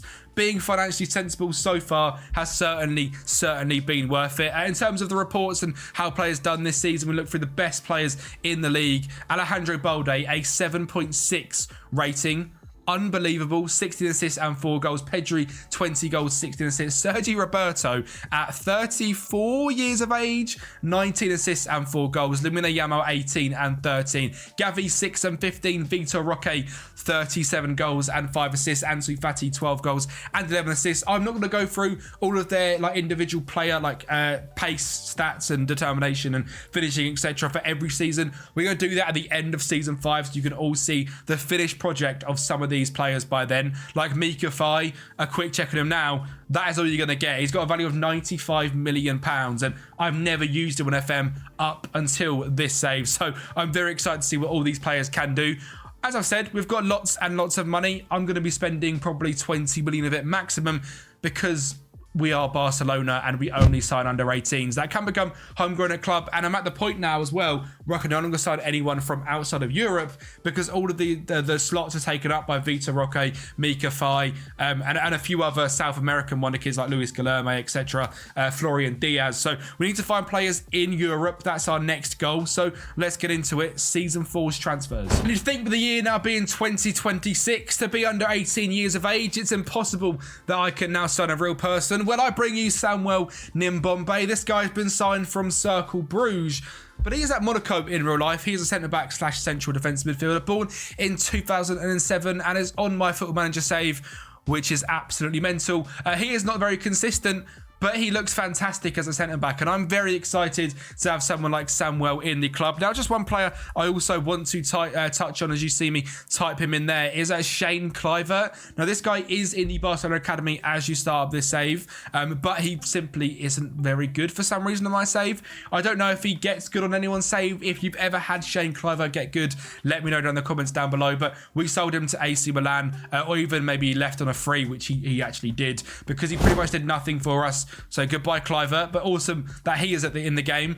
Goalkeeper has been signed from Real Sociedad and are making the plunge. Iñaki Peña is no longer the number 1. 15-year-old Aitor Sainz is the new number 1. He looks fantastic. He is 15, which scares me a little bit. If we compare him to Froilan Diaz, he's actually a better shot stopper, better aerially, better communication, better mentally. The only thing he's not got is distribution. If we concern him to Iñaki Peña, Peña is the better goalkeeper, but he is not of the best quality. And to move on to that next level, I feel like get this guy in goal and hope this season he is going to be good enough. He's 15 years of age. Yes, it scares me a lot. As we look at the squad, he is the only brand new addition to this team. So we're looking at signs in goal for Faye, Cabrassi, Balde, Gavi, Naipan, Yamal, Pedri, Fassi, and Vitor Roque. A fantastic front four. Naipan could be a little bit better, but Gavi, Balde, Cabrassi's turned into a superstar. Mika Faye as well. Right back's a worry with Hector Fort. We are bringing someone in, but he does not join until the start of September. That is Antonio Almeida, signed from Porto for £7.5 million, I believe we've got him signed for. It looks like a decent right back, at least 3.5 star potential, potentially 5 star. Great determination. Hopefully we can get something out of him. But again, it's quite difficult to find players. I am pretty much at this point looking at 15 to 18 years of age. I'll take off the right back and just show you guys what we've been doing as well to hopefully try and find a few players. I go down to international and go down to youth appearances. Set this to 2 youth appearances. Set this bit here to general info, sorted by nationality. And if they're from a decent nationality, so if we scroll down a little bit, and this is obviously in footballing terms like Argentina, Thiago Martinez, probably someone worth scouting, 18 years of age, a DM that we don't need, but would have been a great pickup. And Facundo Dominguez, the right back from Lanús, maybe someone that I missed out on. Great determination, great tackling, great marking, great heading, potential to be an absolute superstar. I maybe missed out on someone there, but doing this little search history, youth appearances 2, under the age of 18, you will find some absolute superstars. Another way you can do it as well, keep this exact screen you've got here, sorted by world reputation. Again, you can sign some superstars. Ala Ahmed from Egypt. I personally probably wouldn't click on Egypt as a great footballing nation, but here he is. A guy from Thailand. He's got very good world reputation. I mean, again, I definitely didn't find this guy. Great bravery, great determination, decent enough defensive stats, great teamwork. Could be a fantastic central defensive midfielder as well. And he is literally £1 million, and we could have found him in our scouting methods if I was maybe a little bit more diligent and looking through. But for a little tip for you guys in your saves, if you're looking for wonder kids, that's another great way to maybe find some. Season 4, let's try and win the league this season. Well, it is time to tick off another trophy in this save. Naipan darting down the right-hand side, finds Gavi, finds Pedri, makes it 1-0 against Almeria in the Copa del Rey. It's not a Champions League or a league title just yet, but it is a brand new trophy. Luis Guilherme makes it 2-0 with a fantastic finish there. Mickey Ali gets a ball back in. Naipan finds Gavi on the left-hand side. He finds Naipan again, and in them beautiful Barcelona colours, Naipan makes it 3-0. We are going to see an Udi Almeria goal, which no one wants to see. It's Gomez on the edge of the box. I bet he's not homegrown at club. Our 15-year-old goalkeeper looked like a 15-year-old in goal right there. A little bit of a shame. But Guilherme linking up with Ansu Fati and getting it 4-1. And that was while they had 11 men on the pitch as well. They now get a red card, and it's time to put them to bed. Mazambo down the left-hand side, cuts in, beats his man, drills it into the top corner, and makes it 5-1. And this formation is absolutely fantastic, by the way. 27 shots, 10 on target, 2.7 XG, 57% possession, and player of the match was Luis Guilherme, who this season was absolutely fantastic. 27 start, 22 off the bench, 13 goals and 7 assists. And again, in the little side quest of this so far, comparing him to Endrick, 4 starts, 10 off the bench for Real Madrid. I know who I'd rather in my team. Certainly the legend that is Luis Guilherme. Shows what gameplay can do, though, for someone, because playing more games has been absolutely massive for him. We have had quite a big drop-off, 14 points to Real Madrid in Season 2, but Lamine Yamal and Vitor Roque sandwich in Depay for the top goal scorers list. Balde with 24 assists. What on earth? 30 assists in all competitions is simply stupid. And Lamine Yamal with 22 goals just in the league, 32 overall, and 12 assists. I'm not going to click that progress one just yet in terms of attributes. You'll have to wait to the end of the video for that entirely to see what he's gone up through in this rebuild, but it is absolutely ridiculous. Champions League, we drew against Manchester City and got knocked out in the round of 16, which is a shame, but it is what it is. And the Supercopa semi-final by Real Madrid as well. A little bit of a shame, but again, a fantastic season, sorting this by goals. Lamine Yamal did end up beating Vitor Roque to our top goal scorer, which is ridiculous. Ansu Fati had a great season. Luis Guilherme, fantastic. Pedri, fantastic. Naipan, fantastic this season. A true breakout year as a CDM. Now playing as a DM on support. He is suiting this role very, very well. And obviously him and Gavi is incredibly attacking as 2 DMs, but with Barcelona, we might as well attack. And with a formation like this, we certainly will attack. And our 15-year-old, a 6.94 average rating in goal, 65 goals conceded in 57 games, around a goal a game, which I think is absolutely fantastic. He is now 16 years of age and certainly closed the gap on Iñaki Peña in that season at just 16. A fantastic choice to make him our starting goalkeeper. Season 5 is up next. If we have a quick look at the finances, we have £882 million in the bank. I want to make that a billion. I have never seen a billion, so that is the goal. £415 million in transfer budget as well. Let's do some more Wonder Kids. Well, as I mentioned at the start of this video, this save is available on Patreon. So I've gone ahead and made quite a lot of signings. £36.5 million overall. Ended up selling £10 million of our players, which I think is quite smart. But I signed a few players that are just going to go out on loan to their parent clubs and are going to be fantastic, like Matthias Chelu. Jiri Havel is our new backup striker, looks fantastic from Victoria Pleasant. Karim Farag is the centre-back that's gone back out on loan to his club in Egypt. Vito Dizanazic is potentially our brand new centre-back with Kabrasi, 17 years of age, looks fantastic. Mohamed Al-Kaisi from Fulad, again, outrageous. Iranian midfielder, 17 determination, 17 passing, 16 technique, 16 work rate. Huge fan of his, and £2.5 million, and again, signed in the way that I've been showing you this whole time. Sefi Garandi as well is a Iranian central midfielder, also looks fantastic. Andreu and Javier are 2 Spanish wonder kids that we've signed. Also, who you guys could potentially use in your saves. In the tactics, we are obviously looking very strong. Science in goal, Hector Fort, Pau Cabrasi, Mika Fai, Alejandro Baldi, Gavi, Naipan, Lamine Yamal, Pedri, Ansu Fati, and Vitor Roque. The backups have ever so slightly changed from last time out. Eli Carrere, Almeida, Dinazovic, Nimbombe, Navarro, Raul Comanala, Luis Guilherme, Alakaisi, Darvic, and Yuri Harvel. And again, to show you for the last time the homegrown status, we should have one player which doesn't quite meet it, which is Luis Guilherme and Aitor Saints, who will be trained in club as soon as we are finished in its rebuild pretty much. And yeah, absolutely smashed it so far. Very happy with how this rebuild has gone. Season 5 though, with the team that we have got, with the superstars we have got, I expect us to now go ahead and challenge for the league and probably challenge for the Champions League. Let's see what we can do.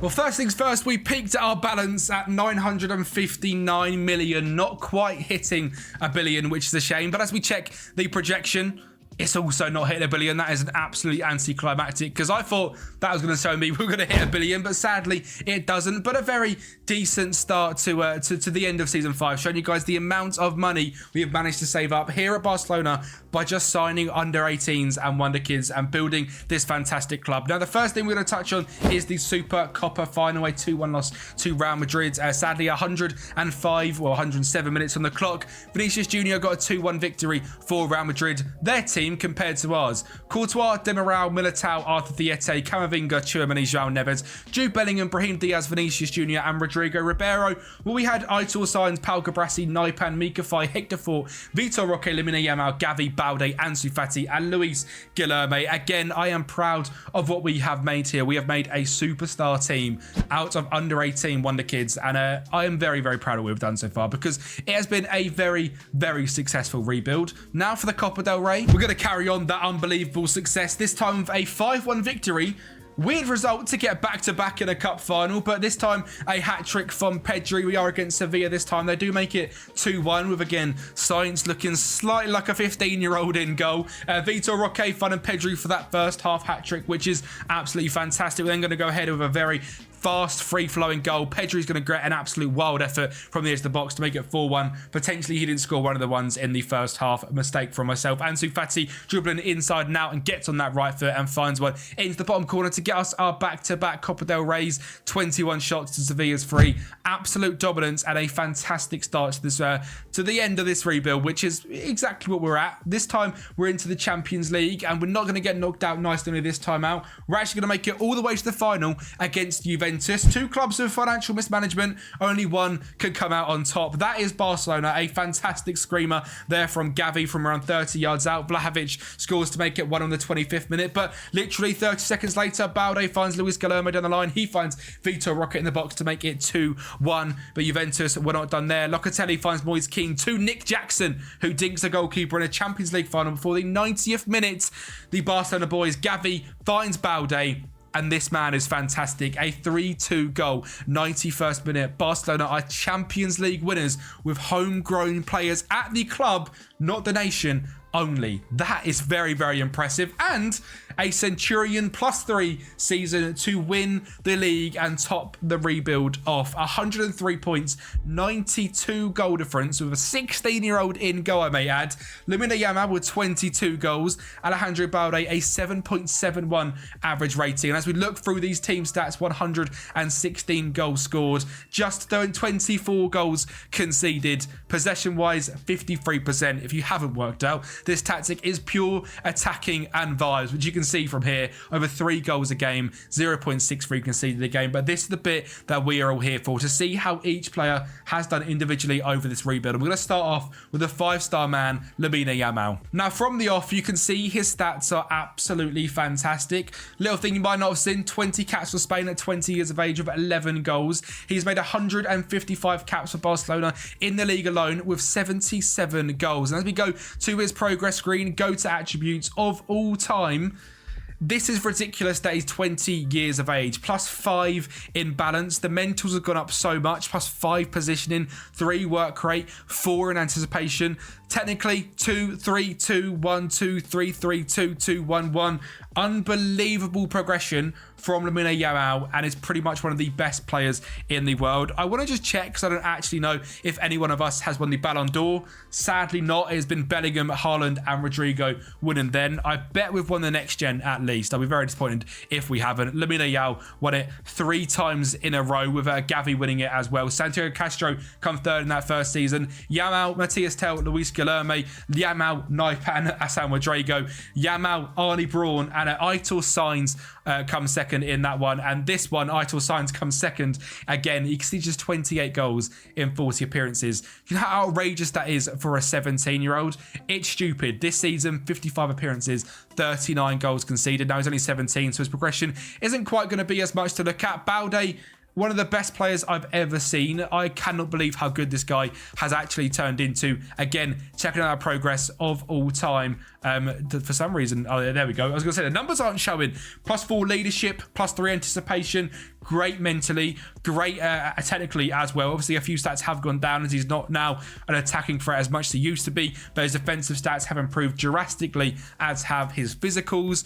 Where is Ansu Fati? This one I really want to look at because, again, I've never really seen him grow on this year's FM. But this one, he has been fantastic. I mean, look at them. Technically, he has grown so much, mentally as well, into a real superstar, and physically he has grown a hell of a lot. Vitor Roque is one of my favorite wonder kids on this game. Again, check this by all time.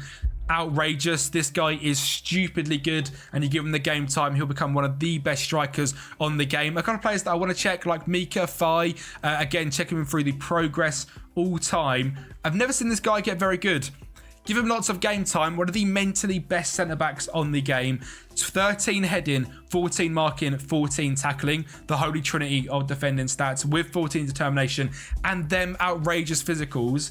Mika Fai could be someone you guys now will go out and pick up on your saves. At the start of the thing, he is so cheap. You can make him unbelievable, as you can see. Pau Cabrasi, another one to just quickly check on as well, progress-wise from all time. This guy starts at 18 years of age. Mentally unbelievable, physically unbelievable, defensively unbelievable. I don't think there's anyone else here that I'm massively missing. Naipan is just one more to check out on. Again, all-time Naipan, ridiculous growth at just 18 years of age. Thank you for watching this Barcelona rebuild. Genuinely one of my most enjoyable rebuilds to date. I love this Barcelona rebuild. I did it last year, one of my best performing videos. I hope as you watch this, the video is absolutely banged and you guys have subscribed to the channel and liked the video because it helps me out massively. If this is your first video on the channel, check out some of the rebuilds down there-ish. They help me out massively. And obviously, if you love this one, I'm sure you'll love them.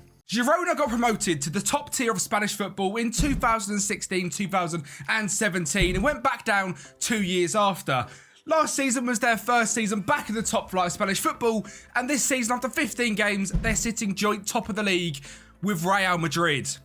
I've got no idea how we're here either, but here we are at Girona to rebuild them and see if we can carry on the ridiculous form they're in real life, to see if we can take them to a La Liga trophy in the next 5 years.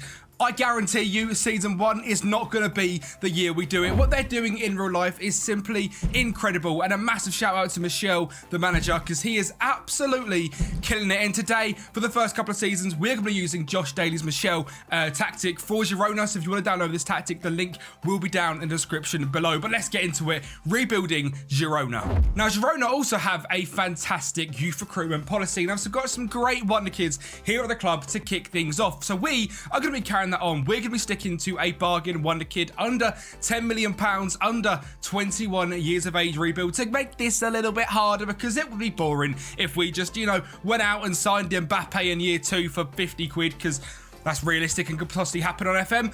But you know what I'm trying to say. We don't want to make this too easy. We want to make it difficult. We want bargain wonder kids. And obviously, you guys can then see if you guys enjoy these wonder kids and find them on your saves as well. There's already some fantastic wonder kids here at Girona as well. Like Joel Rocker. I've signed him in a few rebuilds this year. 18 years of age, 5-star potential. Looks fantastic. Not even a wonder kid at this point. Arnau Martinez, one of the best right backs to pick up on FM and in real life. Looks fantastic. 5-star potential. 19 determination. This kid's going to get good, and he's going to be very, very expensive. On loan, Pablo Torre is an absolute baller, but I guarantee you at the end of this season, we are not going to be able to pick him up for less than £10 million. Jan Couto, another one who's fantastic, and it's worth mentioning as well, Girona have got an affiliation with Manchester City, as they are part of the Manchester City, or the City Group, as they like to call it. So for me as a United fan, yeah, I don't like that part of it, but the rest of what they're doing, I don't mind it at all. John Solis is another DM here, 4.5-star potential, looks fantastic. Miguel Gutierrez is a fantastic left back. Again, 21 years of age, 5-star potential, already more than good enough to play in this team. Daily Blind is here, which is interesting. He's probably going to be absolutely fantastic for us for a couple of years. We've got Viktor Slajyankov, the Ukrainian winger, who again looks absolutely brilliant, 25 years of age. Alex Garcia, fantastic midfielder, again, looks brilliant, now 26 years of age, looks absolutely superb. And the star striker Artem Dovbyk is going to be our target forward on support up front. 70 determination, great strength, natural finish, jumping, finishing, work rate. He is brilliant, and the tactic is looking like so. And again, if you want to see this tactic as a breakdown, Josh Daly's video will be linked down below, because I am using his tactic. Thanks, Josh, for the permission. A big fan of you. You absolute king. You know I love Josh anyway. He's the legend that is. We are obviously in the La Liga and the Copa del Rey for this first season. We are doing no transfers to kick things off. And in terms of scouting, if you guys haven't seen how I scout wonder kids yet, there's a video on that on Sunday. Watch that after this video. Don't go now. Watch that after of how to find the best wonder kids from around the world. But let's get into it. Season 1. Can we even sort of emulate what they're doing in real life? Right, we haven't emulated the, current top of the table form that they have got, but we have managed to get them into the Europa League, which in the first season for Girona is incredibly impressive. Predicted to come in 14th position. We have locked it off in 7th position, which I am very, very happy with. A 0 goal difference, 15 wins, 10 draws, 13 losses. Top notch work, lads. Very, very happy with that. And it actually looks like we got some results away from home against Real Madrid and Barcelona, which is a little bit wild. We got a 1-1 draw against Real Madrid, a 1-1 draw against Barcelona. What a tactic, and what a team. Up the Girona boys. Our star players for this season were as followed. The best player in the whole club, actually played some games, was Artem Dovbyk. Look, 19 starts, 14 off the bench, 15 goals and 4 assists. Who was our star goal scorer then? Our star striker? I mean, he only played 19 games, so it must have been Christian Stuani, which is interesting. 37 years of age, getting picked over Artem Dovbyk, who've actually got a lot of potential and looks fantastic. But, we'll let the AI do what the AI do, and Christian Stuani can have one more season in the limelight, because, trust me, he's gone. Because he might be great in real life, but we're here to build a bargain wonder kid at 11, and at 37 years of age, Christian Stuani, you're not that guy. I apologise, bro, but see you later, sunshine. Ivan Martin, great season this season. 8 goals and 3 assists. Savio on loan is an absolute baller. 8 goals, 6 assists. That value, a little bit too much for us to go and get him. I wish we could keep him because he looks fantastic, but it is what it is. We've got Pablo Torre, 6 goals, 6 assists. Value is about just there, but we're not going to be able to pick him up because yeah, the board gave us absolutely no money. £2.5 million, 35k wage budget. This whole City Group malarkey, yeah, the money's not here at Girona. It's all at Manchester City, which explains enough for me as a United fan why I get so angry, because we've got no money at Girona and City have got all the money. If they could donate, you know, 50 million quid in some background payments, you know, they love to do that, we'd be absolutely fine, but I don't think that's going to happen. So we're going to have to sit here on £2.5 million and try and rebuild this club. Now, in terms of the under-19s, in terms of good potential down here as well, we have got Haruno Sangaro, who's just come through our academy, and he looks absolutely brilliant. We've got Elioy, a cam, looks brilliant. We've got Bruno Paya, Pablo Tena, Juan Arango as well, all at 4.5 star and more potential. And in terms of the younger players here in the first team, how I like to develop my wonder kids is to bring as many as I can up into the first team that are going to be training in and around the first team, but maybe not playing games, and making them available for the under-19s and for the reserve teams. That way they get to train with the first team and get the best training possible, and then they also get to go out and get game time with the under-19s and the reserve team. If you're just bringing them up to the first team, you're probably hampering their progression because they're not available for the wonder kids, well, for the younger teams. Best either get them out on loan or keep them in your first team, training with your good facilities, and yeah, get them playing with them lot, because that is what I do, and wonder kids develop quite well doing that indeed. We've obviously got absolutely no money to spend. We have got some fantastic players which hopefully don't go ahead and leave us. We've only got one player looking to leave, and that's Yango Herrera, who probably is going to end up going because he hardly played a game this season, which is surprising because this guy in real life, again, is absolutely fantastic. But I suppose see you later, because 5 million right now will go a hell of a long way. So let's get into it. Our first bunch of signings for season number 2. Well, I can tell you already, signings are going to be very, very difficult to come by, and we're going to be looking to make what we can of the squad we've got. Manu Vallejo has left the club to Al Ittihad for £7.5 million, which is great because that enables us to go ahead and hopefully sign some players. Manu Vallejo, you look fantastic, great composure, great consistency and big match, but you know, see you later, son. £7.5 million. We cannot turn that down. That quite literally tripled our transfer budget, and doubling it was Valerie, just £2.3 million, but this guy looks fairly average on this year's FM, and sold to Sevilla for £2.5 million. He is probably, I'd rather play Joel Rocker over him, let's be honest, he's 19 years of age. So Valerie, I appreciate you. You're a fantastic player, but Toodle Pops. Danilo Vega is our first signing, £2.1 million from Rekia in Croatia, I believe. £2.1 million is an absolute bargain for a right back that looks as good as this. Now we have got Arnau Martinez, and he's not going anywhere just yet, and hopefully he doesn't go anywhere at all, but we had to bring someone in as a backup, and for this sort of value, a player of 5-star potential, currently good enough to play in the league already, was an absolute no-brainer. Can also cover in at centre-back and CDM. Great first touch, marking, passing, tackling, well-rounded, great natural fitness. Thank you for coming in. Danilo Vega, £2.1 million from Rekia. Pick him up on your saves. Billy Cumento is the next signing I've gone ahead and made, £900,000. This guy is signed from Dunkirk, I believe, or is it Liverpool? Liverpool on loan at Dunkirk. Did okay in the second tier of France, simply coming in because finding young centre-backs that are actually half decent is proving to be quite difficult, and a guy with 17 jump and reach, 13 heading, 13 marking, 13 tackling, 14 determination for £900,000 was good enough for me, and he's got potential to be a very good La Liga player. So Billy Cumiento, welcome in to Girona and welcome to Spain, my sunshine. £900,000, a free signing. Elba Alaya, you're never going to see this guy again. I'm going to show him this one time. Awful signing from Boca Juniors de Cali in Colombia. He looks good, he's got some potential, but he's not going to make it, ladies and gentlemen. I'm sorry, Elba Alaya, if you're watching this, keep up the good work, sunshine, but I signed you a little bit too early on. Alex Godero was our next signing, £750,000, and again, one of them which I thought was going to be fantastic. Great flair, determination, dribbling, finishing, first touch, acceleration, pace, passing, technique, consistency, but it doesn't quite progress as well as I'd hope. He does look very, very good. 4-star potential. Currently sitting, was signed from Real Oviedo. He played a bunch of games in the 3rd tier of Spain as well as the 2nd tier, and was okay in both. And with that sort of potential, 20 Spanish, again, was an easy pickup and hopefully progresses. We shall see exactly what he turns into. And what I would say my best signing as of yet is Nikola Ilyaev. Now, this guy looks fantastic. £250,000 is all I signed him for. An absolute bargain. He's been out on loan in Bulgaria at SK 1948 from Inter Milan, who signed him from Botev Plodiv in Bulgaria and took the punt on him and then loaned him out and didn't do anything. And now he's coming to Girona, and this guy, just watch, ladies and gentlemen, because he is going to become one of the best central attacking midfielders in the world. And that is hard to believe because £250,000 can do it. Just wait till the end of this video. Nikola Ilyaev is going to be an absolute baller.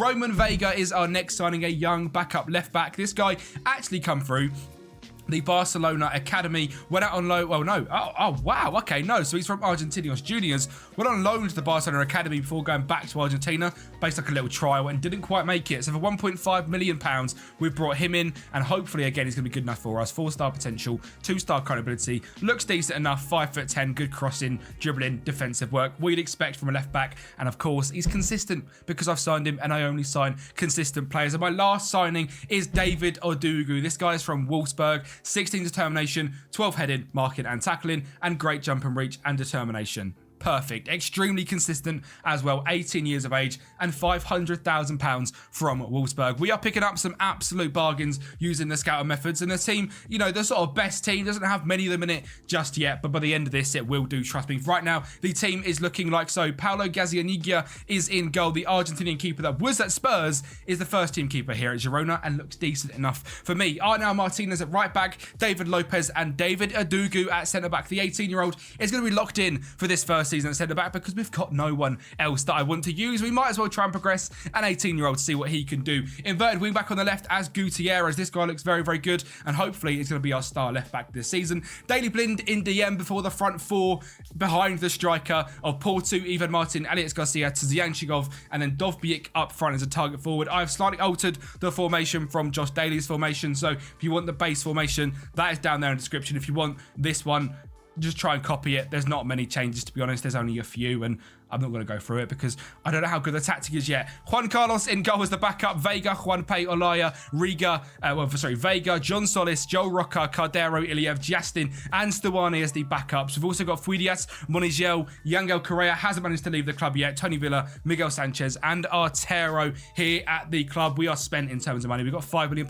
left, but no one else I want to go ahead and sign. We are building up a nice little development centre. The club info is looking fantastic as well. The youth facilities and training facilities here at Girona are beautiful. 4.5 star to kick things off. We've got the Europa League this time out as well. So let's see what we can do with Girona in Europe. And of course, like all of my other rebuilds, this save file is available on Patreon down in the description below. A massive thank you to the legends on screen right now. You guys on Patreon are literally changing my life, and I cannot thank you guys enough. And obviously you get these rebuild files as well, which is a little thing that I like to give back to you lot because I make these videos anyway. And if you want to support in any way, that is down in the description down below. A massive thank you to the legends on screen once again. And obviously if you want this in any particular season, like you want the end of season 1, so you're in the Europa League, I can send you that specific save file. The end of season 5 is going to be available off the bat, so if you want to pick up from the end of season 5, that is down below. But let's get into it for the Europa League season 2. Well, I'm going to give you guys an honest start. Girona in the Copa del Rey is not one to look at. First rounded by Mallorca is very, very embarrassing, and one that I'm not happy with at all. But we have to move on because we got knocked out of that very early on, and that may have battered the spirits a little bit. Europa League, we done quite well, I have to say. We got to the quarterfinals. We faced up against a very good Aston Villa side who, in real life, are sitting 4 points at the top of the Premier League team. We lost 4-1 on aggregate. We drew 1-1 at our home stadium and then lost 3-0 at Villa Park. I am not unhappy about how we done there at all. They sadly got knocked out by Nice, and then Nice went on to win the whole thing. I would have liked Villa to win that because we'd have got knocked out by the champions, but not quite this time around. But quarterfinals of the Europa League is very, very impressive. Maybe we'll lift one of them in this 5 years. And in the Liga as well, a very, very good season again. Given the amount of extra games we had with the Europa League, I think finishing 8th in the table, getting that Europa Conference League is very, very impressive. 54 points, I think, is the same as last season, to be honest. -3 goal difference isn't quite as good. And one thing that did change is we stopped drawing games. We win or we lose, and we win by a lot or we lose by a lot, like a 4-0 to Real Madrid. But it's fun, okay? We didn't lose to Barcelona all season. In fact, we done the double over Barcelona. A 6-0 win at home. Hang on, we might have to watch that game, because if we won 6-0 against Barcelona and we can watch it, that is exactly what we are doing, and we can indeed watch it. So let's watch a Girona masterclass. I've got no idea how this happened, so we'll go ahead and watch it together. A ball whipped in, and Juanpe whips in the front post corner. Sajankov, backstick, and David Odugu, the 18-year-old, is there to make it 2-0. Dovbik finds Almar Martinez down the right-hand side. He finds Nikola Iliev. Remember, £250,000 is all we signed him for, and he gets an assistance to Ivan Martin for 3-0. It's an absolute demolition, ladies and gentlemen. Tony Villa to the edge of the box. Alex Garcia, Sajiankov for 4-0 before half-time against Barcelona. A Sajiankov free kick makes it 5-0 into the bottom left corner and 6-0. A Sajiankov fourth goal was that to make it 6-0. It was his third goal, ladies and gentlemen. A absolute demolition against Barcelona, who played a pretty strong side. Ter Stegen, Koundé, Araujo, Yannick Ozcan's a great player. Balde, Romeo, Gundogan, De Jong, Lamine Yamal, Rafinha and Fati. An absolute battering, which I would take. That's a big bonus for this season. It doesn't matter about the Copa del Rey, because we can do things like that, which is absolutely lovely. I can't believe we've gone ahead and beat them 6-0. And in the away leg as well, we lost 2-1. I didn't see that. That's disappointing. I thought we did the double, but we'll take the 6-0. We've got no money to spend again, £6.9 million. Our best player, pretty much, Daily Blind. He's off for free as well, which doesn't help. This guy is actually really good in terms of stats, and as an anchor is brilliant in DM. Sadly, he is gone, and for free is a little bit heartbreaking, so we've got to try and replace him. And again, money-wise, like I said, we haven't got too much. Finances are looking better because of our season in Europe, which is great because we need to keep doing that to keep the money up. We cannot let that money go down. So yes, season number 2 is a decent first season in terms of players and how they actually performed. Looking at the goals scored, Dovbyk was the starting striker this year. Like I said, I wasn't going to be keeping Christian Stuani as the starting guy for too long. He played 7 games, 10 off the bench this year, didn't score a goal or get an assist. Dovbyk, however, 26 goals and 6 assists in 44 games, is an absolute demon. Ukrainian striker, determination, jump and reach, heading, bosh. That's me done. Target forward on support. Sajiankov, 16 goals, 8 assists. Ivan Martin, 11 and 10. Iliev, £250,000, 8 goals and 13 assists. How have we picked up this guy for so cheap? How is he so good? Why do his stats not even look that good, but he performs like an absolute demon in games? So many questions, Nicola, but we'll take you, mate. You are absolutely fantastic. Alex Garcia as well with 12 assists in CDM is absolutely brilliant. Season 3 in the Europa Conference League. I would like to win that one. We should be one of the best teams in that competition. We're also going to have to make some signings, though, to improve this team, to replace some older lads, and see what we can do for Season 3. Big sale alert. Alex Garcia has left to Saudi Arabia to go and join Al Ali after wanting to leave because he was offered £600,000 a week. No, I did not want to get rid of him, but for £28 million, his release clause was triggered, and I don't really blame him for going. That is a lot of money. Go and enjoy your bread, Alex Garcia. It did leave us with a lot of money, which was difficult to spend, but we respectfully say goodbye to Alex Garcia. Respect to your career so far. Yangel Herrera, has also left for £1.1 million to Valenciano. Again, his stats look great. He just wasn't really playing for us, and even last season, didn't play too many games. So goodbye, Yangel Herrera. As a Man City player, I don't like you anyway, so goodbye. Appreciate you. Thank you for your support. Our first signing on a free contract is a new regen. Marshal Juvantere, who looks like a very good backup right back. Again, young, going to hopefully progress in something we can use as a rotation option, and is going to sit in the 19s and hopefully progress quite well down there. Renato Vega is one of our biggest signings of this summer to replace Alex.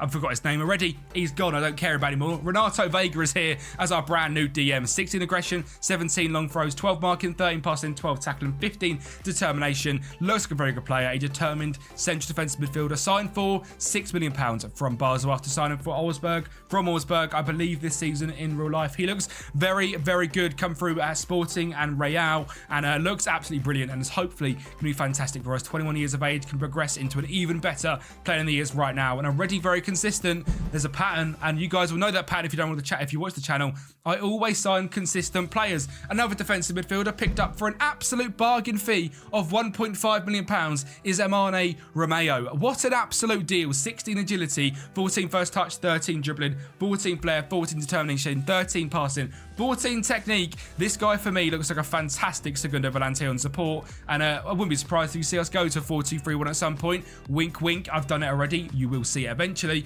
He looks absolutely fantastic, and as a segundo looks brilliant as well. And at 22 years of age from Ivory Coast, I believe we signed him at 21. Yeah, we did, because we signed him before July the 1st. Okay, do not shoot me down. That was when he was 21. Okay, a bit close to the edge, but he's here. All right, and he was 21 when he walked through the door. Fede Lyson is my next signing, a 22-year-old. Again, it's his birthday today in game, all right? Don't blame me. Ferdy Lyson was 21 when we signed him. £3.9 million from Union Saint-Gilloise from the PSV Academy. Looks absolutely fantastic. Great determination, decisions. Again, great defensive work, great pace, balanced personality, which is good enough for me because he's extremely consistent and he enjoys big matches. It was an absolute bargain of 3.9 million. Already a value of 17. 2 caps of Belgian already as well. Hopefully, Ferdy Lyson can be our star centre-back because, like I said, finding centre-backs is proving to be very, very difficult. Billy Clemento was one of the best ones we could find, and he's not fantastic, is he? The star signing and the cover star of this rebuild, Samu Omodorian, this guy looks absolutely fantastic. And I've seen him, to be honest, when I actually started doing this rebuild, I'd never heard of Big Samu. And then when I go into streams and stuff and I look at, there's so many people that are using him right now. I think RJ's got him at his last Palma save, and I've heard Zims talk about him. I think he's got him loan at QPR as well. This guy is about the scene on Twitch, and I signed him about a week ago when I was actually doing this rebuild, when I started the poll for it, and he's absolutely fantastic. Unbelievable pace, determination, and finishing. We picked him up for £7.5 million. He's at Atletico Madrid. He signed there for £5 million this summer, I believe, in real life, after doing in Granada's second team, 14 goals in 29 games. But we signed him at 21 years of age, already a value of £35 million. He's going to be an absolute demon. He's very consistent, and hopefully he can bag some absolute goals in this one. So welcome Big Samu up top. Our next signing is a young Turkish centre-back, Yusuf Achiciek, who looks very, very good. 2.5 star current ability, 5-star potential, £4.7 million value, potential value, 15 determination, the holy trinity of defensive stats, and extremely consistent. Welcome in Big Yusuf. Hopefully, again, going to be a fantastic centre-back for us. A young goalkeeper, the next thing I was looking to sign, and landing Badiji is the player I have gone for. 16 kicking, 16 determination, a 3-star current ability from Senegal, and signed from Qatar. Now, Salah in Qatar, again, I would never have found this guy without my scouting methods, which you can see from the video I released last Sunday. Again, watch that after this rebuild. He come through the ranks in Senegal in the second tier and then the top tier before moving to Cyprus, and then got poached by Qatar for 950k, and then we brought him for £6.2 million and looks fantastic. A 6'3", extremely consistent goalkeeper. Yes, please. For what price was it? £6 million. Yeah, absolute bargain. Welcome, Landon. And then our last signing, and it's been a big summer of signings. A lot of wonder kids have come in. Is Vladimir Byshikov. Now, this guy's a Danish central attack midfielder / right winger who looks absolutely superb. £3.3 million is all we spent on him, and he is so well rounded, and I can't believe we picked him up for just that. I've got a feeling he asked to be a star player as well, which I think I actually gave him, because this guy could be an absolute superstar. £40 million release clause is going to come in and add some creativity into our midfield. 5'11", looks absolutely brilliant, and our best team is looking like still the same 4-1-4-1 system. Badji in goal, Arna Martinez, Layson, Oduju, Gutierrez, Vega, Portu, Martin, Iliev, Sajiankov, and Dovbyk up top. We are looking strong. We have now got a competition. I believe we can go ahead and win in the Europa Conference League. So let's see what we can do for Season 3. And yes, we have brought the first trophy to Girona in Europe. A Girona 1-0 victory against Austria Vienna, and Big Samu with the goal as well. In the 115th minute, we might as well watch the goal. That gets Girona their first ever European trophy, which is an absolutely massive start to the rebuild in just the 3rd season. A ball into the box, cleared out, comes out to Sarasa on the edge of the box, whips it in, and Big Samu was there to knock it home for 1-0. A fantastic start for Girona, a 1-0 victory and a trophy to tick things off, which means we're guaranteed to be in the Europa League this season, which is brilliant, and we would have needed it as well, because we come down in 9th position, 51 points, 3 points less than last season, but going deeper into European competition, we can take them 3 points dropped. It's not the end of the world. A -17 goal difference, 14 wins, 9 draws, and 15 losses. It is getting difficult just signing under sort of £10 million wonder kid bargain signings, but hopefully we're going to pay off eventually. Dovbyk with 20 goals and 6 assists this season. Iliev with 12 and 4. Samu only started 10 games, but scored in one of the biggest moments in his career. 7 goals and 1 assist this season. Zykov, the Danish midfielder, 7 goals and 13 assists, and looks absolutely outrageous for just, what was it, £1 million or whatever it was. Sajankov was 16 assists again this season. Again, overall as a season, David Odugu was very good, as was Artem Dovbyk, and this guy is progressing very, very well as well. If we go to his progress and his all-time attributes, he has gone up a few in a few decent stats. Composure, very important. Flair and technique have all gone up just a little bit, which is lovely to see from big Artem up front. And in terms of the Copa del Rey, we were first rounded again, and it's the worst competition for us by far, and we give up on it. I don't want to see it ever again. I want to concentrate on Europe and the La Liga, because the Copa del Rey is not for us, it seems. Finances wise, like I said, being in Europe is very, very helpful for money, and with money we've actually been giving a little bit to go ahead and spend. £7 million in budget, £10,000 in wage budget, and again, we are getting some wonder kids come through now, ladies and gentlemen. Robert Mullins is the first guy. He looks very, very good. Great pace, great work, great teamwork, determination, first touch, crossing, dribbling, tackling. Everything looks great for a good young left back, so hopefully we see something of him. Harnal Sangara, who I mentioned earlier, is now a 2.5-star ability player. 16 technique, great determination, great triple stats and dribbling, first touch and finishing. Pace looks good as well. Hopefully we see him come through. And Brian Pereira as well, a striker / winger. Not quite got the finishing, so maybe a cam. Can he pass? 14 passing, definitely a cam in Brian Pereira. Great pace as well, determination, flair, leadership, off the ball movement. Hopefully we can see them lot coming to the first time this year as well. And again, in the first team potential is literally ridiculous. So many players at least 4.5-star potential ability, and all signed for so cheap. So we'll see what we can do then. Season 4's transfers. Let's see if we can improve this team to hopefully winning the Europa League. If not, top 4 is the goal, so we get Champions League for season 5. Well, as mentioned, money was tight this year. We didn't have a lot to do at all, so 3 free signings and 1 £9 million signing have come in. We have sold Porto to Atlas for £100,000 to get him off the wage budget. Alex Cardera, who we signed, I told you didn't turn into anything. We signed for Preston for £100,000. Then we brought in Ashton Muir from Manchester City, using that City group link up to come in and go out on loan, and Alfie Harrison, the exact same as well. We'll see if we can get anything from them. If not, they were free transfers anyway. And Cade Gordon has also joined the club and listed for loan. Hopefully, again, big Cade Gordon. By the end of this 5 seasons, you guys do get this on Patreon. Hopefully, he can be something quite good for you. And if not, a little bit of profit. But the big signing you guys are waiting for is, who is Sergei Piniev? Now, this guy looks absolutely outrageous. I believe he is currently at Lokomotiv Moscow. He is in Russia. £9.25 million will be spent on him. And how good does this guy look? Crossing, dribbling, finishing, pace, agility, determination, off the ball, technique.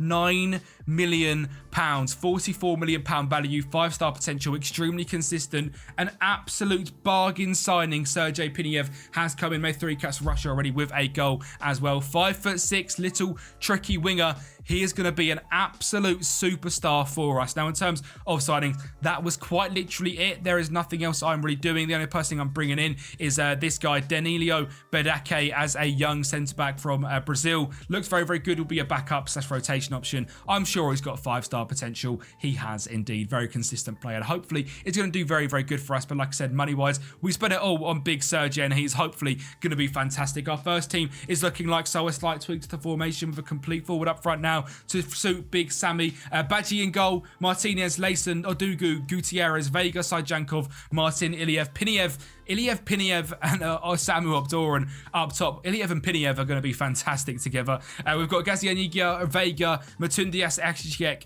Molins, Romero, Roca, Bizakov, Para, Sagara and Dobvik as the backups as well. So potential-wise, the youngsters are coming through now, which is great to see. A bunch of players going out on loan. John Solis, I think, can still make it, but it hasn't progressed at all since the start. And he's been out on loan as well and just done absolutely nothing. So we'll see what we can get out of him. But team was looking strong. We are looking very, very young as well as we head to sort of our generic age profile of the squad. Everyone's below 29. Dovbyk and Sajankov lead the way at the top. Gazianiga as the backup goalkeeper as well leads the way. But after just 5 players there, we're all under the age of 23. superb. We've built the youth system here at the club already, which is brilliant to see. And how does it do? There was a famous saying, you never win anything with kids. So we've won the Europa Conference League. Can we win anything else? Back-to-back seasons of winning in Europe, ladies and gentlemen. We have won the Europa League, a final against Fenerbahce. Iliev with the first goal to kick things off. Remember, £250,000 is all we paid on this guy. Piniev off the left-hand side is going to cut in and score an absolute screamer to make it 2-0 Girona. This game was a lot closer than it started. 2-0 up for us. Fred finds Ryan Kent, the left-hand side, and he puts it in the top bins to make it 2-1 before we go ahead and get a third. Piniev to the back stick, cleared away. Sajankov down the right-hand side, beats Fred for pace and puts it in that bottom left corner. Fenerbahce, though, want to get this to extra time. They're going to score a quick-fire double. Kent, header off Bekau to make it 3-2 for Ifran Chan in the 90th minute with a set-piece specialist. Fred puts it in the back of the net by 107 minutes in. Sagara from the Youth Academy finds Martin to Molino. Backstick Sajankov. He was fantastic in the Conference League final, and he was fantastic there as well. A 4-3 victory, and the Europa League is now with Girona. Back-to-back European competitions is absolutely superb. But you know what else is superb? We actually managed to do the best season yet while winning another trophy. 8th position, but 61 points, just 8 points away from top 5, which is Champions League. I mean, we got the Champions League anyway because we won that Europa League, which is fantastic. And Artem Dovbyk had the season of his life. 34 goals and 3 assists in 52 games. Dovbyk was absolutely superb, extremely consistent, loves big matches, and this guy looks absolutely brilliant on this year's FM. If you need a target forward, Big Artem could be your guy. And don't be scared to use a target forward either as well. It does work surprisingly well for assists and for goals. He got the most player of the matches in the league and probably got player of the season as well. So respect to Big Artem. In terms of the other standout performance for this season, we are looking at just a massive dominant season from Dovbyk, and then Iliev again, just being fantastic, and them stats are now progressing to be quite simply outrageous. Like I said, £250,000, 16 dribbling, 16 determination, 16 technique. That is your cam, signed, sorted, and done. He is 6 foot as well, so there's quite some presence in his box. 12 heading and 13 jumping reach, great balance and pace. £30 million now. That would be like a 10,000x sale if we were to sell him now, which of course we're not going to do. Sajankov 9 goals, 7 assists. Piniev 7 and 11 in his first season as well. Byzigov as well, signed for a bargain fee, was fantastic again this season. 6 and 6 again, I think is back-to-back. Big Samu was a bit of a letdown this season's rotation to Dovbyk, but season 5, this guy is going to come in and he's going to absolutely kill it. He's going to take that striker position, and trust me, he's going to be absolutely outrageous for us. Don't worry about him. This season for him was a little bit of a write-off, but we move, you know. Haruna Sagara looked great as well. 14 starts, 17 off the bench. He is progressing very, very nicely, as is Arane Romeo. Remember the cheap central midfielder we signed for £1.5 million?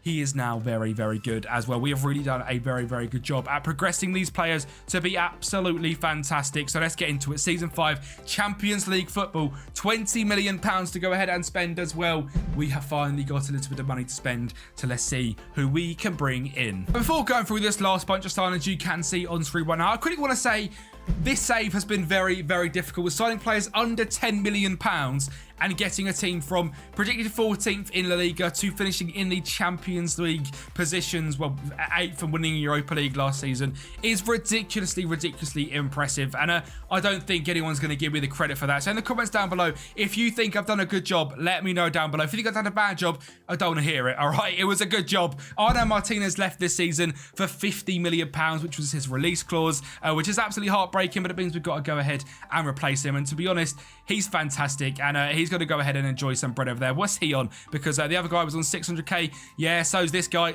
I can't blame you, lads. I think you're both playing for the same club, both from Girona, both earning £600,000 a week. So at the end of the day, you've won here, haven't you? Good luck, Arnaud Martinez. Now, Danilo Badake, I told you last time out, he's joining the club on a signing, and he is now here. Kenya Tabares, £1.6 million.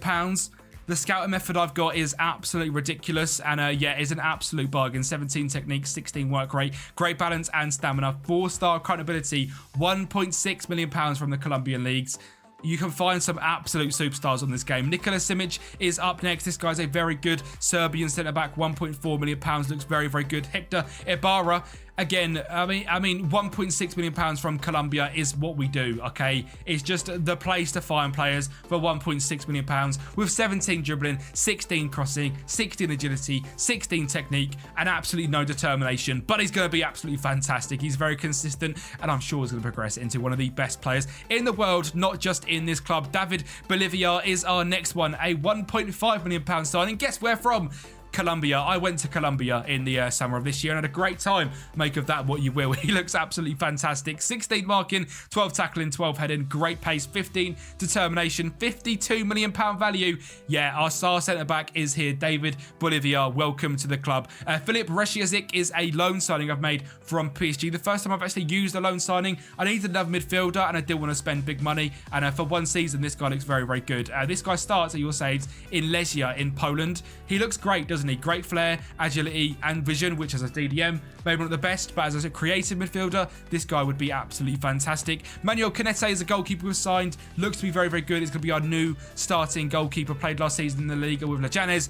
Got relegated, but this season, hopefully we're better. And Pedro Javier Pons is a Spanish keeper who was over in Argentina, signed him for £6 million, and he looks fantastic as well in the squad. Looks brilliant. We moved to the 4-2-3-1 that I mentioned we would be moving to. Cañete in goal. Danilo Vega, £1.2 million in the first season, is now our starting right back. Odugu, Leason, Gutierrez, Reziek, Vega, Sajankov, Iliev, Piniev, and Dovbik up top. The backups, full of youngsters: Badji, Bolivia, Tabarez, Amoradan, Molins, Martin, Para, Akichiek, Romeo, Sagara, Simic, Bizakov, Joe Roca, Muntandos, and Ibarra. John Solis is still here. Artero, Pons and Alonso are still here. Development centre's looking great. Money's looking great. We have rebuilt Girona. It's now time to win the Champions League. Well, if it weren't for Manchester City running in our absolute dreams, we would have won the Champions League. We lost 4-1 on aggregate and sadly got to the quarterfinals, which is very, very impressive in the Champions League, but got knocked out to Manchester City. If we'd done 3 in a row,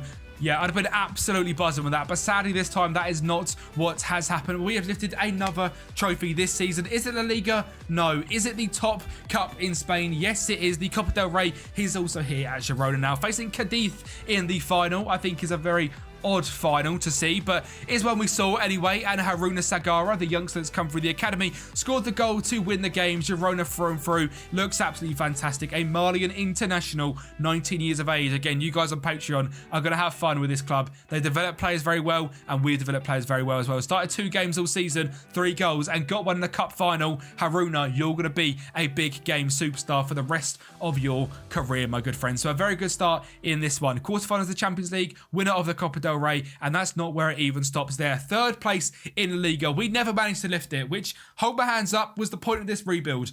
But it's very hard to do with other £10 million bargain wonder kids. I will put my hands up there as well.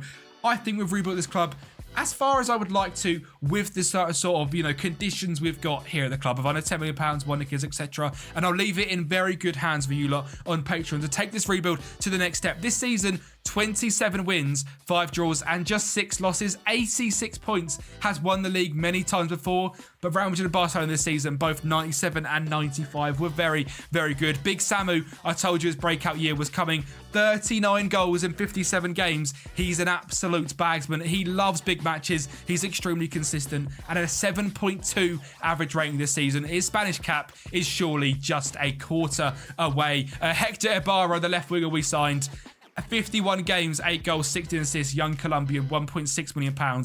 Again, an absolutely outrageous player we went outside. Manuel Canete in goal, also very good. 7.15 average rating, 55 games as a 19-year-old young Spanish goalkeeper. It's Alban Lafont vibes from when he come through Toulouse. Manuel Canete, you look absolutely fantastic. And again, the rest of the players here at the club, I love this club. Miguel Gutierrez, 19 assists. Sergej Piniev, 11 goals, 20 assists. Nikola Iliev, 11 goals, 10 assists. What a bunch of absolute heroes. And in terms of the rest of sort of potential of the club as well, it doesn't even stop what we got now. There is so much potential to make this club even better. David Bolivia at the back, 39 games. Fantastic Colombian wonder kids across the board. Development centre, again, there are some decent players in here still, and we are progressing players every single season. It's like a rotating wheel of wonderkid Central, because our youth facilities are ridiculous and it's just great fun. So if you do pick this save up on Patreon, you're going to have great fun with all these wonderkids. Money wise, we're now at a position where we are probably comfortably the third best team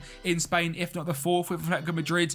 Finances wise, that Champions League season did absolute wonders. You're in the Champions League again. How far can you take Girona? Let me know on Twitter. If you have not only watched this rebuild, you've never watched any others, there is a Manchester United rebuild down there which was done absolutely fantastic. So if you haven't watched that one yet, go ahead and watch that one. Atletico Madrid have never won the Champions League. That's something that surprises me a hell of a lot. So today, we're going to be rebuilding them into Champions League winners, and it would be way too easy to do this as our Spanish money will rebuild. So simply today, we're going to have some great fun. We're going to sign some amazing wonder kids. We're going to sign some older players that are simply fantastic that we never really get to sign because of the rules we set on the channel. So today, we're rebuilding Atletico Madrid to be the best team in the world, while having a lot of fun. Now, first of all, of course, we have gone ahead and simulated to the end of the current season because we're going to keep things as realistic as possible. So a fourth place finish just behind Girona on games ahead each other is how it's done in Spain rather than goal difference head to head. So Girona must have beat us twice in the season or just have a better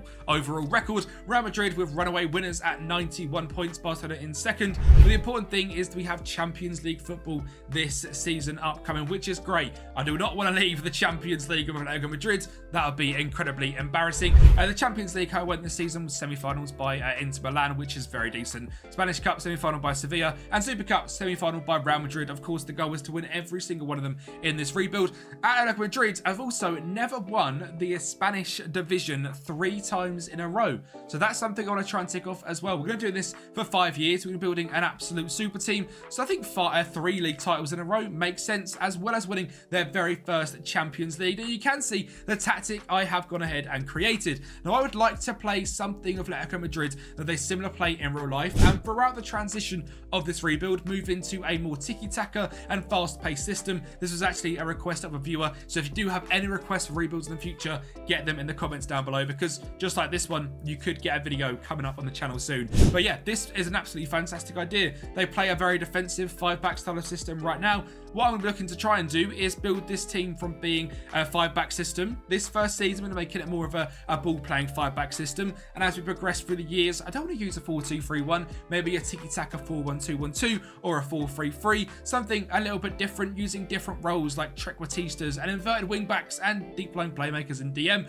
Things should be very, very fun. We've got lots of money to spend this season. I mean, £25 million, but a whole host of players which have a lot of value, which we can certainly go ahead and sell for that sort of money as well. So this should be a very fun rebuild. So get yourself some popcorn, strap yourselves in, and let's get in some silence with Atletico Madrid. Straight away then, I'm looking to shake things up and sell some of the older players. So Rodrigo de Paul has left to Barcelona for £37.5 million. João Felix has left to Al Hilal for just £21 million, but after his poor spell at Barcelona on FM, he has gone for a very cheap fee, but I think it's the most realistic thing to do. Nahuel Molina has left to Arsenal for £29 million. Javi Galán has left to Al Batin for £4.3 million. Koke has left to PSG for £12 million. Thomas Lemar has left to Al Ali for £7.5 million. And Cagliari has left to Al Nassr for £3.8 million, raising about £100 million.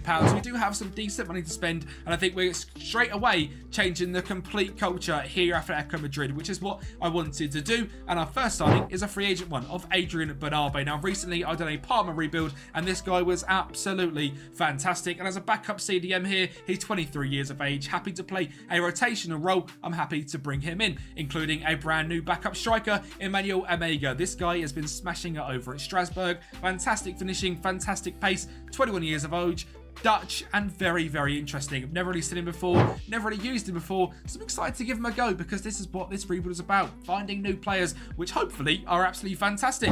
Kasper Tobias, that's not a brand new name, but it's someone who was a backup goalkeeper to Jan Oblak, will be absolutely fantastic, and maybe in 2-3 seasons time even overtakes him as our number one. He's an absolute bargain at the start of rebuilds, with £2.5 million is all it takes to get Malaysia in Poland. So if you've never used him before, he could be your superstar goalkeeper. Eli Schiller has come in from FC Copenhagen, £11.75 million, 21 years of old, Danish right wing back, which is going to be a rotation option with Marcos Llorente, who's going to play in that role as an inverted wing back, because Why not? Make it a little bit fun and interesting, but hopefully Gila can develop into being our starting right back down the line. And my final signing, and one for a fair bit of money, and to bring in a better, younger centre-back, is Pierre Kalulu from AC Milan. For just £26 million, Kalulu comes in as one of the best young centre-backs on the game and looks fantastic as well. Consistent, life-big matches, fantastic teamwork, pace, first touch, heading, marking and tackling. He comes in and he is brilliant, which means our team is looking much improved. Jan Oblak in goal, Kalulu, Jimenez and Hermoso as our back three, with Riquelme as the left wing back, Llorente as the right wing back, with a very exciting CDM partnership which will be getting locked in for the start of this rebuild, with Pablo Barrios and Arthur Vermeeren. Trequartista, Griezmann in the cam, with Morata and Angel Correa up front. Backups wise, we're looking at Kasper Tobias, Azpilicueta, Savage and Ronaldo. Ejela, Bernabé, Witsel and Samuel Lino, with a front three of Depay, Emega and a very exciting Samu Omarada-Ryan. Now this guy on FM always, and I mean always, turns into an absolute beast. He has currently got 0 caps for Spain, 0 goals. He is worth £9 million. He's got 13 finishing and looks very average. Well, this guy's 6'4" with 16 pace, and in this match engine, he's going to be quite good. So we'll enjoy some Samu Omarada-Ryan gameplay throughout the rest of this rebuild. But let's get into season number 1. I'm expecting to be just about behind Atletico Madrid, Real Madrid and Barcelona. But I think we're going to be good enough to go ahead and topple the rest of the league and close that gap massively while using quite an exciting, different, fun formation. So let's get into season 1. Well, a simply fantastic start to the season got us off with a 5-2 victory over Alaves, a 3-0 against Mallorca, a 1-0 against Espanyol, and carrying on that winning run against Villarreal, Leganes, and a 1-0 victory over title rivals Barcelona. In the first 6 games, we'd won them all and were unbeaten for another 3. A 3-0 draw against Atletico Pamplona, a 0-0 against Getafe, and a 3-0 victory against Athletic Bilbao, followed up by our first loss against last season's giants Girona, a 2-0 loss, which was absolutely heartbreaking. We then followed it up with a 3-2 victory over Levante and a 4-1 against Sevilla at home. A fantastic result. Goals from Memphis Depay, Rodrigo Riquelme, Pierre Kalulu and Elias Yeller. And then we got battered 4-0 by Celta Vigo. What a topsy-turvy season this has been so far. A 3-0 victory over Las Palmas, a draw against Real San Sebastian and losing to Real Madrid, beating Real Hispalas and then drawing to Valencia. A decent start to the season, 3 losses, 4 draws, the rest victories. We're looking about in that top 4 position, but Madrid and Barcelona were certainly clear. So we had to make a stand, and in January, 3 wins out of 3. Valenciano, Mallorca and Espanyol fell to the Atletico Madrid sword, and then a shocking February, losing to Villarreal, losing to Atletico Pamplona, beating Alaves but drawing to Barcelona, and March was no different. 1 win, 1 draw and 2 losses, the exact same as February. Luckily in April, we picked things up with victories over Leganes, Vigo, Las Palmas, Getafe and drawing to Real San Sebastian, before losing to Real Madrid and Real Hispalas and beating Valencia and Real Valenciano. Meant our season was okay, very topsy-turvy, but the Spanish division ended up with us in 4th place, behind Valencia on 77 and miles off Real Madrid and miles off Barcelona, as Real Madrid win the title on 91 points. We didn't really have any standout players. Antoine Griezmann with 8 player matches was okay, very decent, but no one scoring loads of goals, no one smashing the averaging, no one smashing the assists. Things certainly had to improve. And that was the case on the goal scoring charts as well. Just 69 goals scored this season. Possession wise down on 55%, and fewest conceded, just 40 conceded, which was so much more than Barcelona and Real Madrid, even though we were the 3rd best team. It just shows how clear them 2 on the top and how much of a way we have got to go to close that gap. But next up is the Champions League, and it's the first season of it being the Europa League phase. And we got off to an awful start, losing 3-1 to PSV, beating Leipzig 3-1, losing to Dortmund 2-0, beating Antwerp 2-1, losing to Barcelona 2-0, losing to Inter Milan 4-2, beating Shakhtar and beating OGC Nice. But with that topsy-turvy start, it did mean we're down in 17th place in the league phase, meaning we had to go through the knockout playoff rounds. And we got off to a simply fantastic start. We're in just 3 minutes, a fantastic pass from Pablo Barrios found Antoine Griezmann to make us 1-0 leaders against Ajax in the knockout playoff round here in the Champions League. A break ball in from Manswerk finds Taylor to make it 1-0, however, and they're going to go away. The victory 2-1 Berghaus. We were losing to Ajax and we had to now go away from home. And in just 4 minutes, things looked even worse with Steven Bergwijn and Windel linking up down that left-hand side. And a fantastic finish from Bergwijn made it 1-0 in 3 minutes. But we were going to have a fantastic end to this tie. Some great link-up play, some great positional play there. And Raquel made on the left-hand side gets open to make it 2-1, well 1-1 on the night. And Ajax going to make it 2-1 on the night. Sanchez a ball in, Bergwijn heads it past Oblak, and we are losing again. Lucky for us, Witsel steps up from the penalty spot, and even more lucky for us, just 15 minutes later, they get a red card. And the goals are going to come. Bernabé finds Yeller. He fires it in the 85th minute. And in the 93rd minute, an Antoine Griezmann corner. Not quite heading 21. Kalulu finds Griezmann again. Our magic man makes it 4-2. And we scrape past Ajax in the knockout playoff round. And if it wasn't going to be any harder, we faced PSG in the round of 16, where we drew 1-0 in the first leg and got battered in the second leg, 3-0 with goals from Gonçalo Ramos, Kylian Mbappe and Xavi Simons. So the Champions League was also over. While the Spanish Cup may look fantastic with a big victory over Yatabio, CD Marino, Mirandes and an extra time victory against Almeria, we got battered 4-0 by Real Madrid, really showing the gulf in the two teams. Atletico Madrid, a decent side. We're transitioning into a brand new style of play, a brand new tactic, brand new players, youngsters coming up. But Real Madrid, just that absolute superstar team who have some of the best players in the world. So this rebuild, as much as it's going to be fun, we're going to sign players we want to go in and sign, is going to be extremely difficult to topple the top two sides. We have got £81 million to spend and £800,000 in wage budget, so that should be quite helpful. And in terms of our stand-up performance this year, Antoine Griezmann in that cam role was simply great. 22 goals and 15 assists, showing you can get something out of a Trek Batista on this game with the right players. Morata 19 and 4, Memphis Depay 15 and 8, and Angel Correa just 10 and 5. Samum Omaridian had a great breakout season, 9 goals and 4 assists. Arthur Vermeer and 5 goals and 10 assists, looks to be progressing very well, as does Pablo Barrios. 3 goals, 9 assists, both of our DMs over a 7 average rating is simply fantastic. Not getting as many assists from the wing backs as I'd like, 9 from Marcos Llorente, and I can't tell where the left wing back is. In fact, Riquelme with just 4, so not the most of assists coming from the wing back roles either. So we're really looking for them central positions to go ahead and improve, and with that 81 million, hopefully we can do it. I'm gonna have to do it with some big names leaving as well. Saul left to Las Palmas for 6 million, Memphis Depay to Leipzig for 350k, Samuel Lino to Al Batin for 1.3 million, Angel Correa for 1.2 million to Al Wada, Morata for 1.8 million to Al Nassr, and Stefan Savic to Freiburg for 70k. Now it seems to be a thing for some reason in this rebuild. Players are ridiculously cheap, and it's not just my players. Now, I've never really managed in Spain, so I don't know if Spanish players are just very cheap, but even when signing players, a lot of them were very cheap, other than Jonathan David, who cost me 39 million from Lille, but he looks absolutely fantastic and will be our superstar striker, next to his good mate Matteo Retegui from Genoa. This guy, I never signed an FM, but I've wanted to for a long old time. He has a fantastic story of going over to Argentina when he was younger, and he was a real breakout star a couple of years ago, has started to make some appearances for Italy as well, and he's now signed for Genoa in real life, and he's had a great season last season here on FM at Genoa, scoring 16 goals and getting 4 assists, and this season he comes to Atletico Madrid to partner with Jonathan David for £20 million.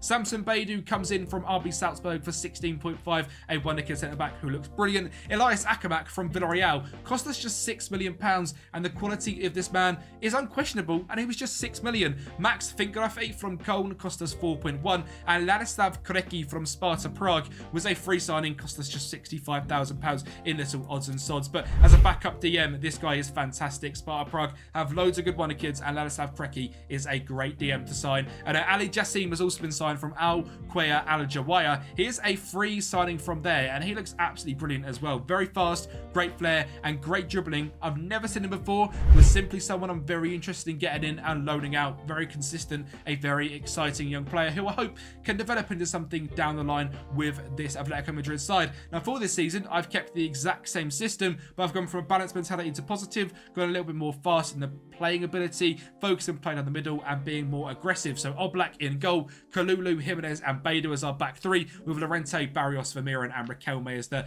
four in front, with Griezmann, David and Retegui as our front three. Tobias, Azpilicueta, Witsel, Hermoso, Yella, Bernabé, Kreki, Vingrafi, Akamak, Omega and Samu Moraidaran make our backup 11 as well. We're sort of progressing in the ages to make it a hell of a lot younger. Very, very exciting team as well. So hopefully season 2 we can move away from 4th and get that top spot. And well, the same as last season, we got off to a fantastic start. Victories against Eibar, Cadiz, Mallorca and Las Palmas and Elche at the start of September, losing our first game to Getafe 2-1, but getting back on that winning horse against Vigo, Villarreal, Alaves, Real San Sebastian, Valencia, Athletic Bilbao and Girona. We had a very easy start to the season, and as soon as we started playing some bigger teams, it started to crumble down. A 3-0 loss to Real Madrid before beating Barcelona, beating Levante, losing to Madrid, losing to Sevilla, beating Cadiz, losing to Eibar, and drawing to Mallorca. Then actually a decent start to the season. Well, a fantastic first 10 to 15 games, but the second half of the first half of the season was absolutely awful. And well, February we kept up that same run as well, beating Las Palmas and Valenciano before losing to Getafe, drawing to Vigo, beating Alaves, Real San Sebastian, Valencia, Girona, Real Madrid and Villarreal, and losing to Barcelona, drawing to Elche, beating Valenciano, losing to Bilbao, beating Levante, drawing to Real Madrid and beating Sevilla on the final day of the season. Overall, a much more consistent year this season in the Spanish league. 82 points, a 43 goal difference, just a bit behind Real Madrid and Barcelona, but they are absolutely cooking. Just 9 points in total. They both finished on the same, both on 91. And funny to see Şenol Gülkaşoy here at Barcelona smashing it. Lamine Yamal the exact same. So it looks like Barca are going for the wonderkid 11, which is pretty awesome to see. Gülkaşoy and Fati up front. Pedri, Torres, De Jong, Lobotka, Balde, Marmal, Christensen, Koundé, ter Stegen.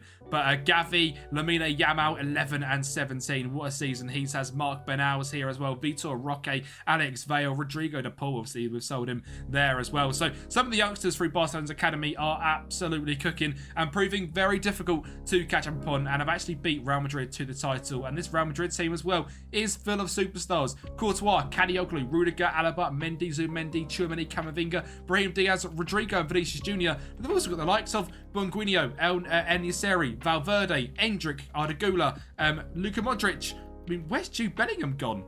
Jude? Hang on a second. Has Bellingham left Madrid? I've never seen this in my life. Has he gone?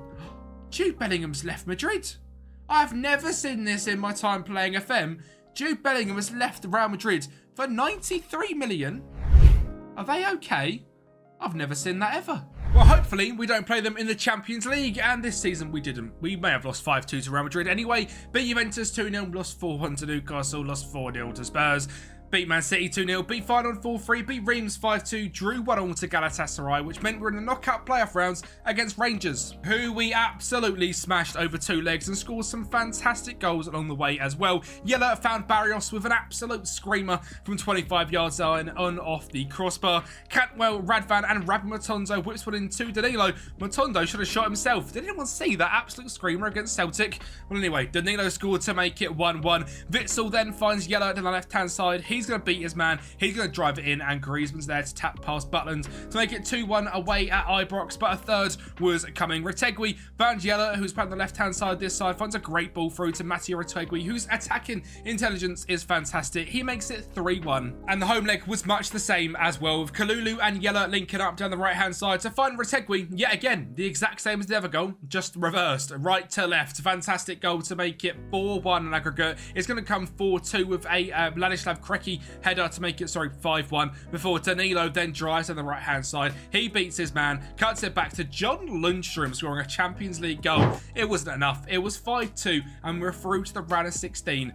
Barcelona is up next. And well, again, a 0-0 draw in the first leg and losing by just 1 goal in the second, with goals from Araujo, Semi Gülkaşoy and Noah Davic, while Witsel and Samu Moraidaran scored for us. Sadly, we're 3-2 losers now, the Champions League in the round of 16 in back-to-back seasons. But could we win the Spanish Cup? Well, we beat Andorra in the 3rd round and Gijon in the 4th, beat Valenciano in the quarterfinals, and in the semi-finals up against Valencia, where we drew 1-0. We beat 3-1 in the second leg, second final against Barcelona. Could we get our revenge in this this one? Well, Ladislav Krejci links up with Sergio Diaz on the right-hand side before firing one past Iñaki Peña. I think Barcelona are taking the mick in this one, using the backup team. Gavi on the ball, finds Jules Koundé on the right-hand side to find Pedri, finds Lobotka, and he fires one in from 20 yards, and that's 1-1 in 44 minutes.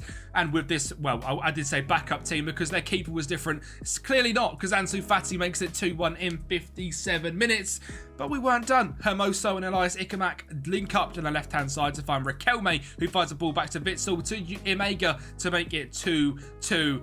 But the 120th minute, of course, Barcelona getting that Barcelona luck. I'm sure Vitor Roque was offside there, but apparently he wasn't. And even VAR checked it. Not that that means anything, but it makes it 3-2 to Barcelona. And we've lost in the final to them again. Absolutely shocking. The standouts this season were exactly who you'd expect. Retegui, Jonathan David and Samim Omorideren, with Griezmann taking a tiny step back with just 10 goals and 15 assists. It looks like Jonathan David is going to be sitting in that cam role with Retegui and Omorideren up front in the future. Llorente, Krejci, Witsel, Riquelme, Gela were also fantastic, with Gela also getting 21 assists, which is fantastic. But the team still needed a lot of improvement, and it was time to change formation. 4-1-2-1-2 is the way we were going for the next season. We do have lots of money to spend, £55 million in fact, and we're linked to a hell of a lot of players already, so let's get into the next season.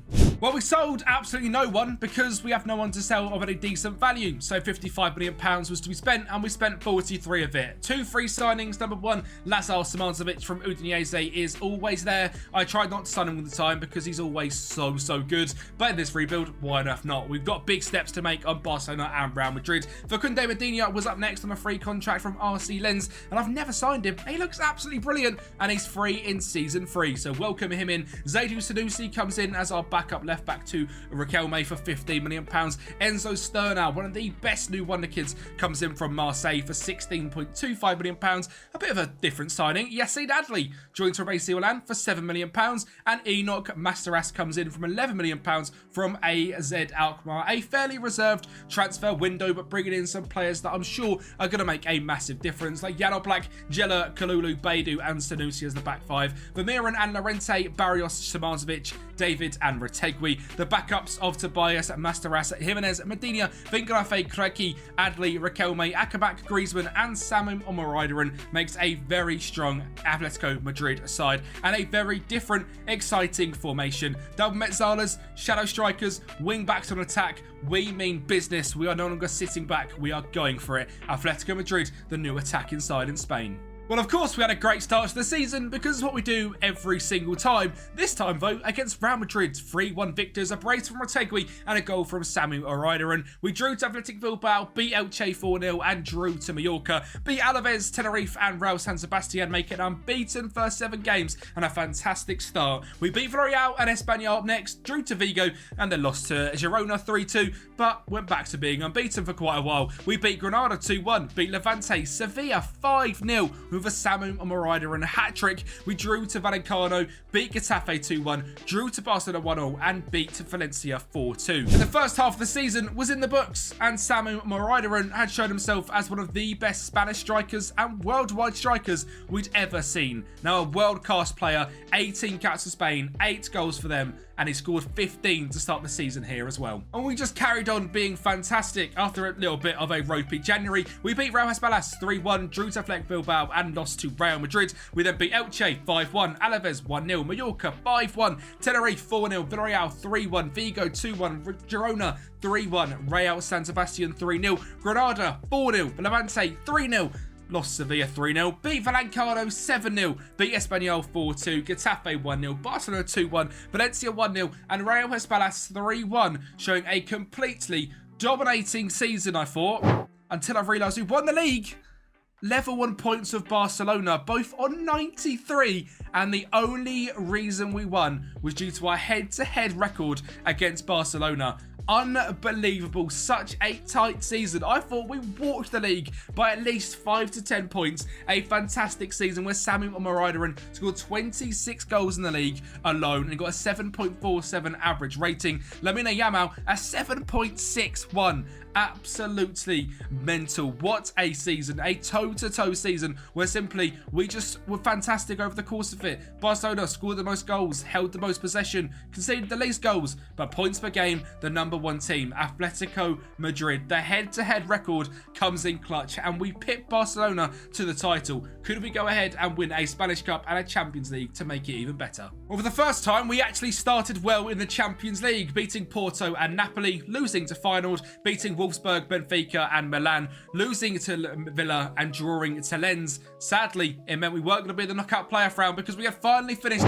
in the top 8, just about finishing in 8th, but we're there, which means we're straight into the round of 16. Where, of course, in the first leg, we lose to Borussia Dortmund 3-2. But then beat them 3-1 at home with a late goal from Antoine Griezmann, sending us into the quarterfinals, where we got battered 5-3 against RB Leipzig, and these German teams are proving quite difficult until they come to Spain, and we kill all hopes and dreams over here. Retegui finds a great ball to Jonathan David to make it 1-0 in 8 minutes, and that is the first of a whole host of goals. Mbappe finds Marcos Llorente, who finds Yella to find Retegui at the back post to get his first of the game and his second goal contribution with an assist also. Jimenez then the 78th minute finds Mbappe, Omega heads against the crossbar, and Retegui's there to poke home in the 78th.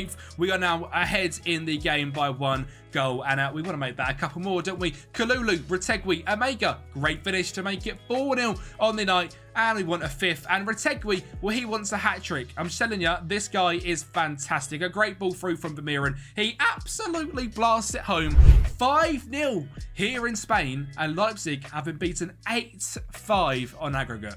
But it was a quick fire double over in Italy from Inter Milan with Marcus Thuram and Lautaro Martinez, making it incredibly difficult to come back and win it. Losing 2-1 at home as well. Yano Monserrate scores a goal, but Pavard and Caleb Okoli make it 4-1 on aggregate to Inter Milan. And sadly, we still had to wait for that very first Atletico Madrid Champions League. And with the Spanish Cup, again, we were fantastic. We beat Real Irún, Almeria, Oviedo, and in the semi-finals, a double-legged affair against Alaves, beating them 1-0 and 5-1. Barcelona again stood in our way. And of course, it's going to be a difficult game, but it doesn't get helped by in the 30th minute, one of your best players, Antoine Griezmann, gets a straight red card. And when in the 10th minute, we went 1-0 down already, so we're already off to a bad start. Sanusi then whips one in to Griezmann at the back stick, but Samu leaves above him to make it 1-1. They're going to go ahead and get a second from the spot from Ronaldo Araujo, and that's when the red card came as well. So 2-1 Barcelona at this point. They're going to go and make it 3-1. De Jong, Gavi, Yamal, Pedri, unbelievable play,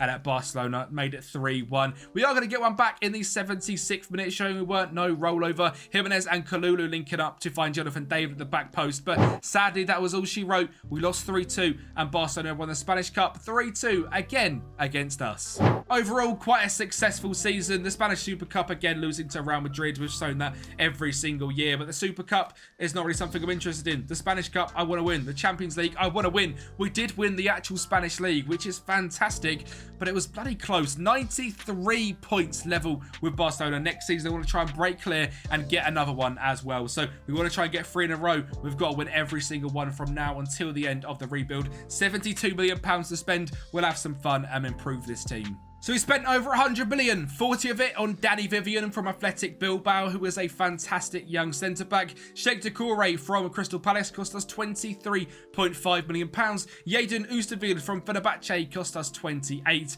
And Andre from Fluminense cost us £14.5 million. We shored up the back line, we shored up the midfield positions, and the team is looking much stronger, much younger, and much better. Oblak, Yella, Kalulu, Vivian, Oosterwolde, Doucouré, Andre, Barrios, and David. Retegui and Samu up front. Now a 4.5-star player, as mentioned earlier. Tobias, Masaras, Beidou, Medina, Sanusi, Vermeeren, Lorente, Riquelme, Akamak, Griezmann, and Lazar Smarzovic. The team is incredibly strong, and I think now is the time to break away from Real Madrid and Barcelona. Well, guess what? Goals galore to kick the season off with a whole host of wins again. Alaves, Sevilla, Valenciano, and Real San Sebastian being dispatched of. We can't keep the ball at the back of the net, though. We beat Espanyol, but then lost 4-2 to Valencia Valencia. Finally, again, we don't concede. 5-0 against Mallorca, 4-1 against Vigo, and a 0-0 draw against Girona, who will, throughout this rebuild, have been an absolute pain for us to beat. We then beat Almeria 4-1, Levante 3-0, Villarreal 3-0, Granada 2-0, Cadiz 4-1, Gijon 3-0. We drew 1-0 to Real Madrid and drew 0-0 to Athletic Bilbao. Just one loss to kick the season off and 3 draws. A brilliant first half. And kicking off the second with a 0-0 draw against Barcelona, losing 1-0 to Real Madrid. Great. We then beat Sevilla 4-1, Alaves 2-0, drew 1-0 to Valenciano, lost 2-1 to Real San Sebastian. We then went on one of them runs again. We beat Espanyol 2-1, Mallorca 2-0, Vigo 3-1, Girona 4-1, finally dispatching of them. 6-1 against Almeria and 5-1 against Levante. Just the clean sheets aren't happening. A 1-0 loss to Villarreal, a 3-0 draw against Granada, 2-1 win against Valencia, 4-1 against Cadiz, 3-1 against Gijon, beating Real Madrid 1-0, beating Athletic Bilbao 2-0, beating Barcelona 2-1 and drawing 2-0 to Real Madrid on the last day of the season. Now remember last season, level with Barcelona, beat them on head-to-head games. This season we drew 0-0 against them and we beat them 2-1. And guess what? That made us winners on goal difference. Well, head-to-head again. 88 points. They smashed us on goal difference. But yet again, that head-to-head record comes in clutch. A 0-0 draw, a 2-1 win. And somehow we'd won the Spanish Cup again. I don't know how we keep doing it, but just scraping through on that head-to-head record. We can't break clear, but 7 points clear of Real Madrid, level on points of Barcelona in back-to-back seasons. Atletico Madrid have won the league to back-to-back seasons for not only the first time in their history, but they're doing very, very well. Retegui and Amaridian both on 20-plus goals this season as well is brilliant, with Gela with 13 assists. Lamina Yamal is proving a thorn in our side. He is just absolutely fantastic. In terms of team overview, like I said, goal difference-wise, Barcelona are absolutely smoking us, but we are doing very well. We're keeping the ball. We're doing well on points per game and we're just beating them in the big games. It's Barcelona bottling it against these smaller teams, and that is not my issue. Can we now lift the Champions League? Well, it's going to be the round of 16 again as we smashed through Slavia Prague, drew to Chelsea, lost to Spurs, but then went very well against a 5-0 over Bodo Glimt, another victory over Barcelona, drawing to Bayern, beating Besiktas and smashing Rakow. And in the league phase, we've finished in 8th place, 5 victories, 2 draws and 1 loss, 22 goals scored. The 8th place is Atletico Madrid's. And it was Chelsea in the round of 16, away from home, up first. And that man of last season, Matteo Retegui, is going to have a fantastic game. Yet again, a great ball in there from Marcos Llorente. He pokes it home for 1-0 in the first half. As soon as the second half kicks off, he's there again at the back stick, open. Like I said, his attacking intelligence seems to be unlike many players you see on FM. He seems to be absolutely brilliant. Just a shame Chelsea are also quite good. Florian Wirtz fires it home to make it 2-1. And Stamford Bridge got the second goal as well to make it 2-2. Conor Mwane down the right-hand side. He gets it back into Nkunku. Sadly, we had to do it all at home again. Luckily for us, there was life in the old dog yet. Antoine Griezmann is about 35 years of age at this point and scoring braces in the Champions League. He is simply brilliant. There, a screamer from 25 yards. Gela then drops it to the edge of the box. He's there again, just in space to poke it past Petrovic. 2-0 on the night. Let's go ahead and make it 3. Gela tried to find Samu at the front post. He then gets it down again, finds Smartzovic, who I said is brilliant. And of course, the free agent signing gets another one. We are going to attempt to bottle this foe. Drago tries to find Yorkers at the back stick. Caicedo blasts it home to make it 3-1 on the night and a 2-goal difference. And in the 65th minute, well, they really tried, didn't they? Because the ball in, Yorkers gets it down. He finds Enzo in the box, makes it 3-2. 5-4 in aggregate. Luckily for us, that is how it finished. The round of 16 is in the books, and the quarterfinals were calling Atletico Madrid's name up next. And we were staying against a London side, but we had the first leg this time. And Retegui, well, of course, he got the first goal again, because that's just what he does. Barrios and Griezmann link up again, and Griezmann finds a fantastic pass to Samu Omaridian, whose finishing is unquestionable. In the 22nd minute, we have a 2-goal lead. In the 31st, Arsenal are going to get one back. Havertz finds Saka, and he drives it home for 2-1. And it was time to take it back away from home against Arsenal. Can we go to the Emirates and try and keep this lead? We're just 26 minutes in. Barrios is going to give us a good old chance of doing it. Yeller finds him on the edge of the box and he puts it in the top corner past Conan, and we were 2 goals clear. And it took Arsenal all the way to the 89th minute with Thiago Gouvier, who I'm guessing is a regen, making it 1-1 on the night. 3-2 to us on aggregate, and that is all they had in the locker. Guess what though? Semi-final was England again. This time, Manchester City. And well, lucky for us, they were absolutely rubbish. They absolutely bottled this one. Andre making it 1-0 in just 8 minutes away from home at the Etihad. It was a pretty good start. You can still there Atletico Madrid fans there. Them blue ones are also Atletico Madrid fans. Trust me, because they ain't going to be City ones. Samuel at the back stick makes it 2-0 before Jonathan David makes it 3-0 from the spot in 51 minutes. And then Decore on the edge of the box fires it in for 4-0 here at the Etihad. And at home, a very similar story. Oosterweild was at the back stick to make it 5-0 on aggregate before a mistake at the back. Jan Couto and Ruben Diaz trying to link things up. Well, they're going to be absolutely punished for that. Samu makes it 2-0. And we're going to see another sad little mistake for Ruben Diaz. He loves own goals, apparently. He already just sort of set us up there. And now he's going to make an own goal as well. Thank you very much, mate. That's 7-0 on aggregate. We'll give you a pity goal back because, you know, you're allowed that one. Jan Couto finds the ball to Julian Alvarez, who I'd very much like to sign the rebuild in the future. Makes it 3-1, but 7-1 on aggregate. We were going into a final. We'd faced all English teams up until now,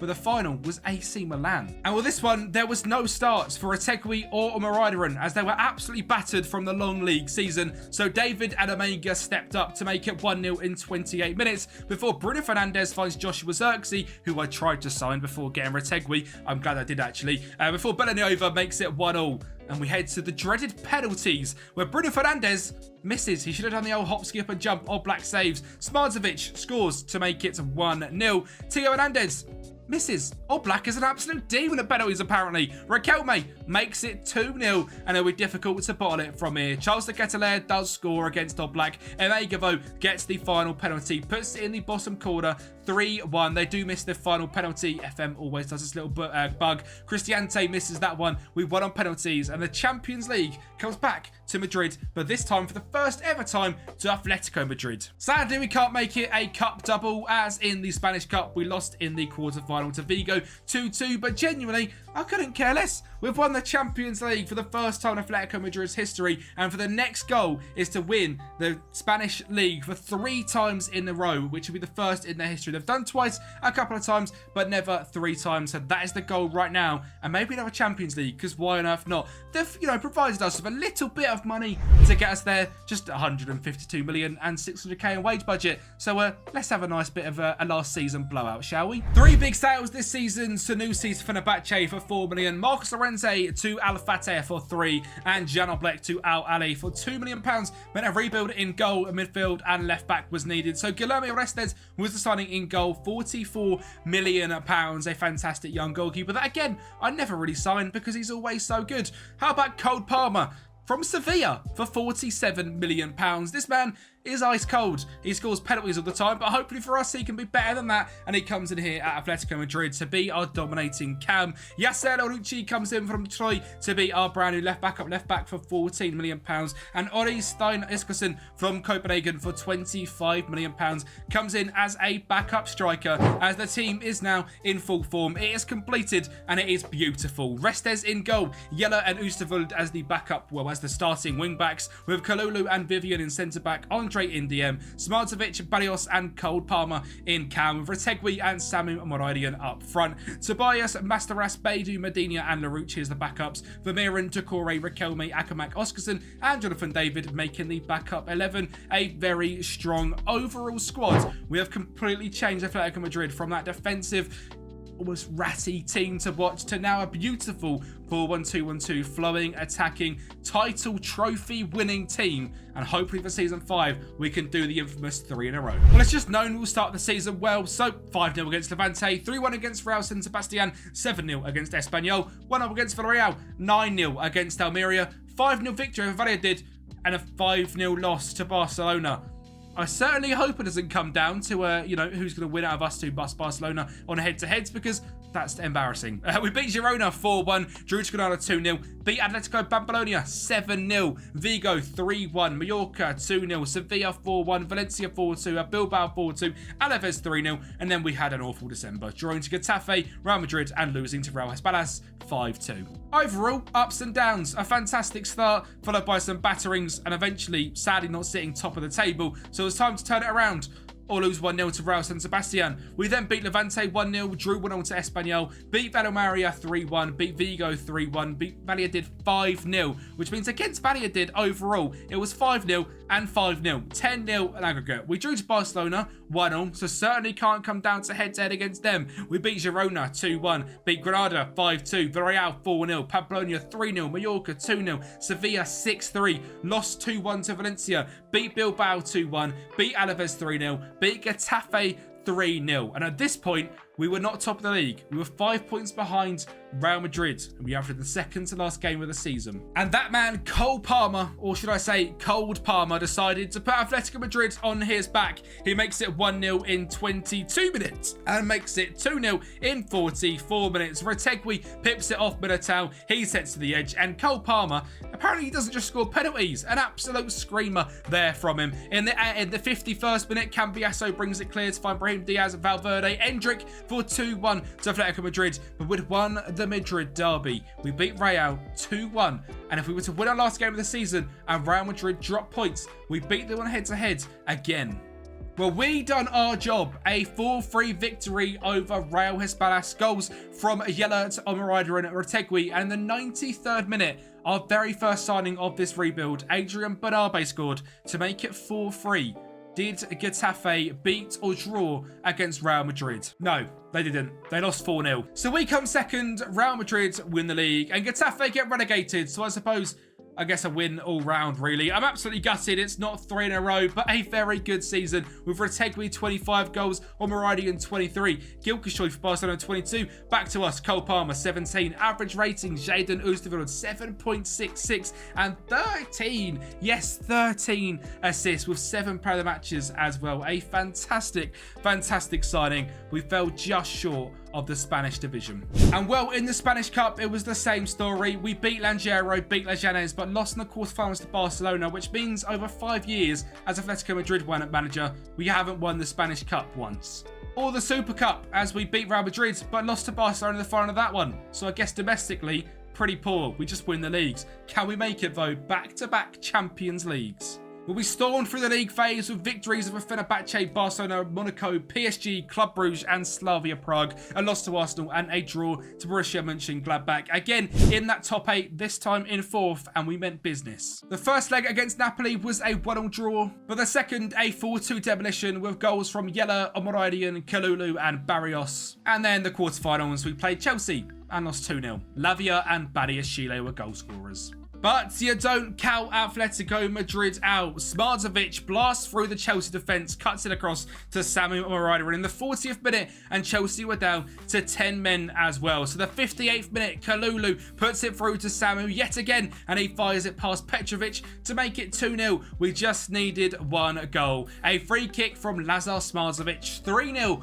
and we were into the semis against Liverpool. And well, of course, the first leg was at Juanfield, and in just 12 minutes, Dominic Szoboszlai makes it 1-0, but we're going to change it from Juanfield to Atletico Madrid field. Palmer whips it into the back stick and Samim Omaridiran is there. And then Oosterweild is going to show that fantastic ball into Jonathan David. He cuts it back to Schick Decore, who puts it past Alison Becker, and it was 2-1 to the mighty Atletico Madrid. And in the home leg, well, we were just as good. Jella found a ball to Smarzovic. He cuts it back to Jadon Oosterweild in off the crossbar in the 32nd minute. It took Liverpool until the 88th to have any sort of response. Szoboszlai found Boo to Oscar Bob, who puts it into the top corner past Restes, but it was 1-1, which meant we was 3-2 in aggregate, and we're into the final again in the Champions League. The weirdest thing, against Milan again. Well, last season, it was penalties. Could this season we actually break clear? Well, Smarzovic finds Cole Palmer to put it past Mike Manyan in the 17th minute. And Adrian Mbappe, he nearly had his story moment, scoring the 4-3 against Real Hispalas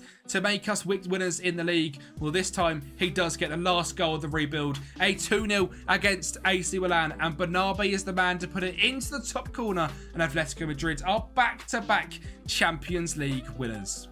In a simply fantastic season for Meridian and a 30-year-old Retegui, 35 goals and 9 assists for him. Cole Palmer 23 and 16, David 15 and 2, Oosterweild 11 goals and 17 assists, and loads of assists come from Barrios, Smarzovic, Yeller and Bernabé as well. But there is a little bit left in this video. And that's because we're in the Club World Championship and I'd like to win that as well. And we smashed through the league phase, beating Sundowns 4-0, Racing Club 2-1 and Inter Miami 2-0. For the second round, beating Leipzig 4-0, quarterfinals beating Feyenoord 2-0, and in the semi-finals beating AC Milan yet again 2-1. But it was their Milan rivals Inter in the final. And in the 55th minute, Samu Omaridaran caps the rebuild off with a chest down, put past the keeper, and Atletico Madrid with a Club World Cup. We've won 2 Champions Leagues and 2 La Ligas as well. I hope you've enjoyed this bit of more of a relaxed, fun, tactical rebuild of Atletico Madrid while signing a lot of very fun players. Make sure to like the video, subscribe to the channel, and I'll speak to you next time.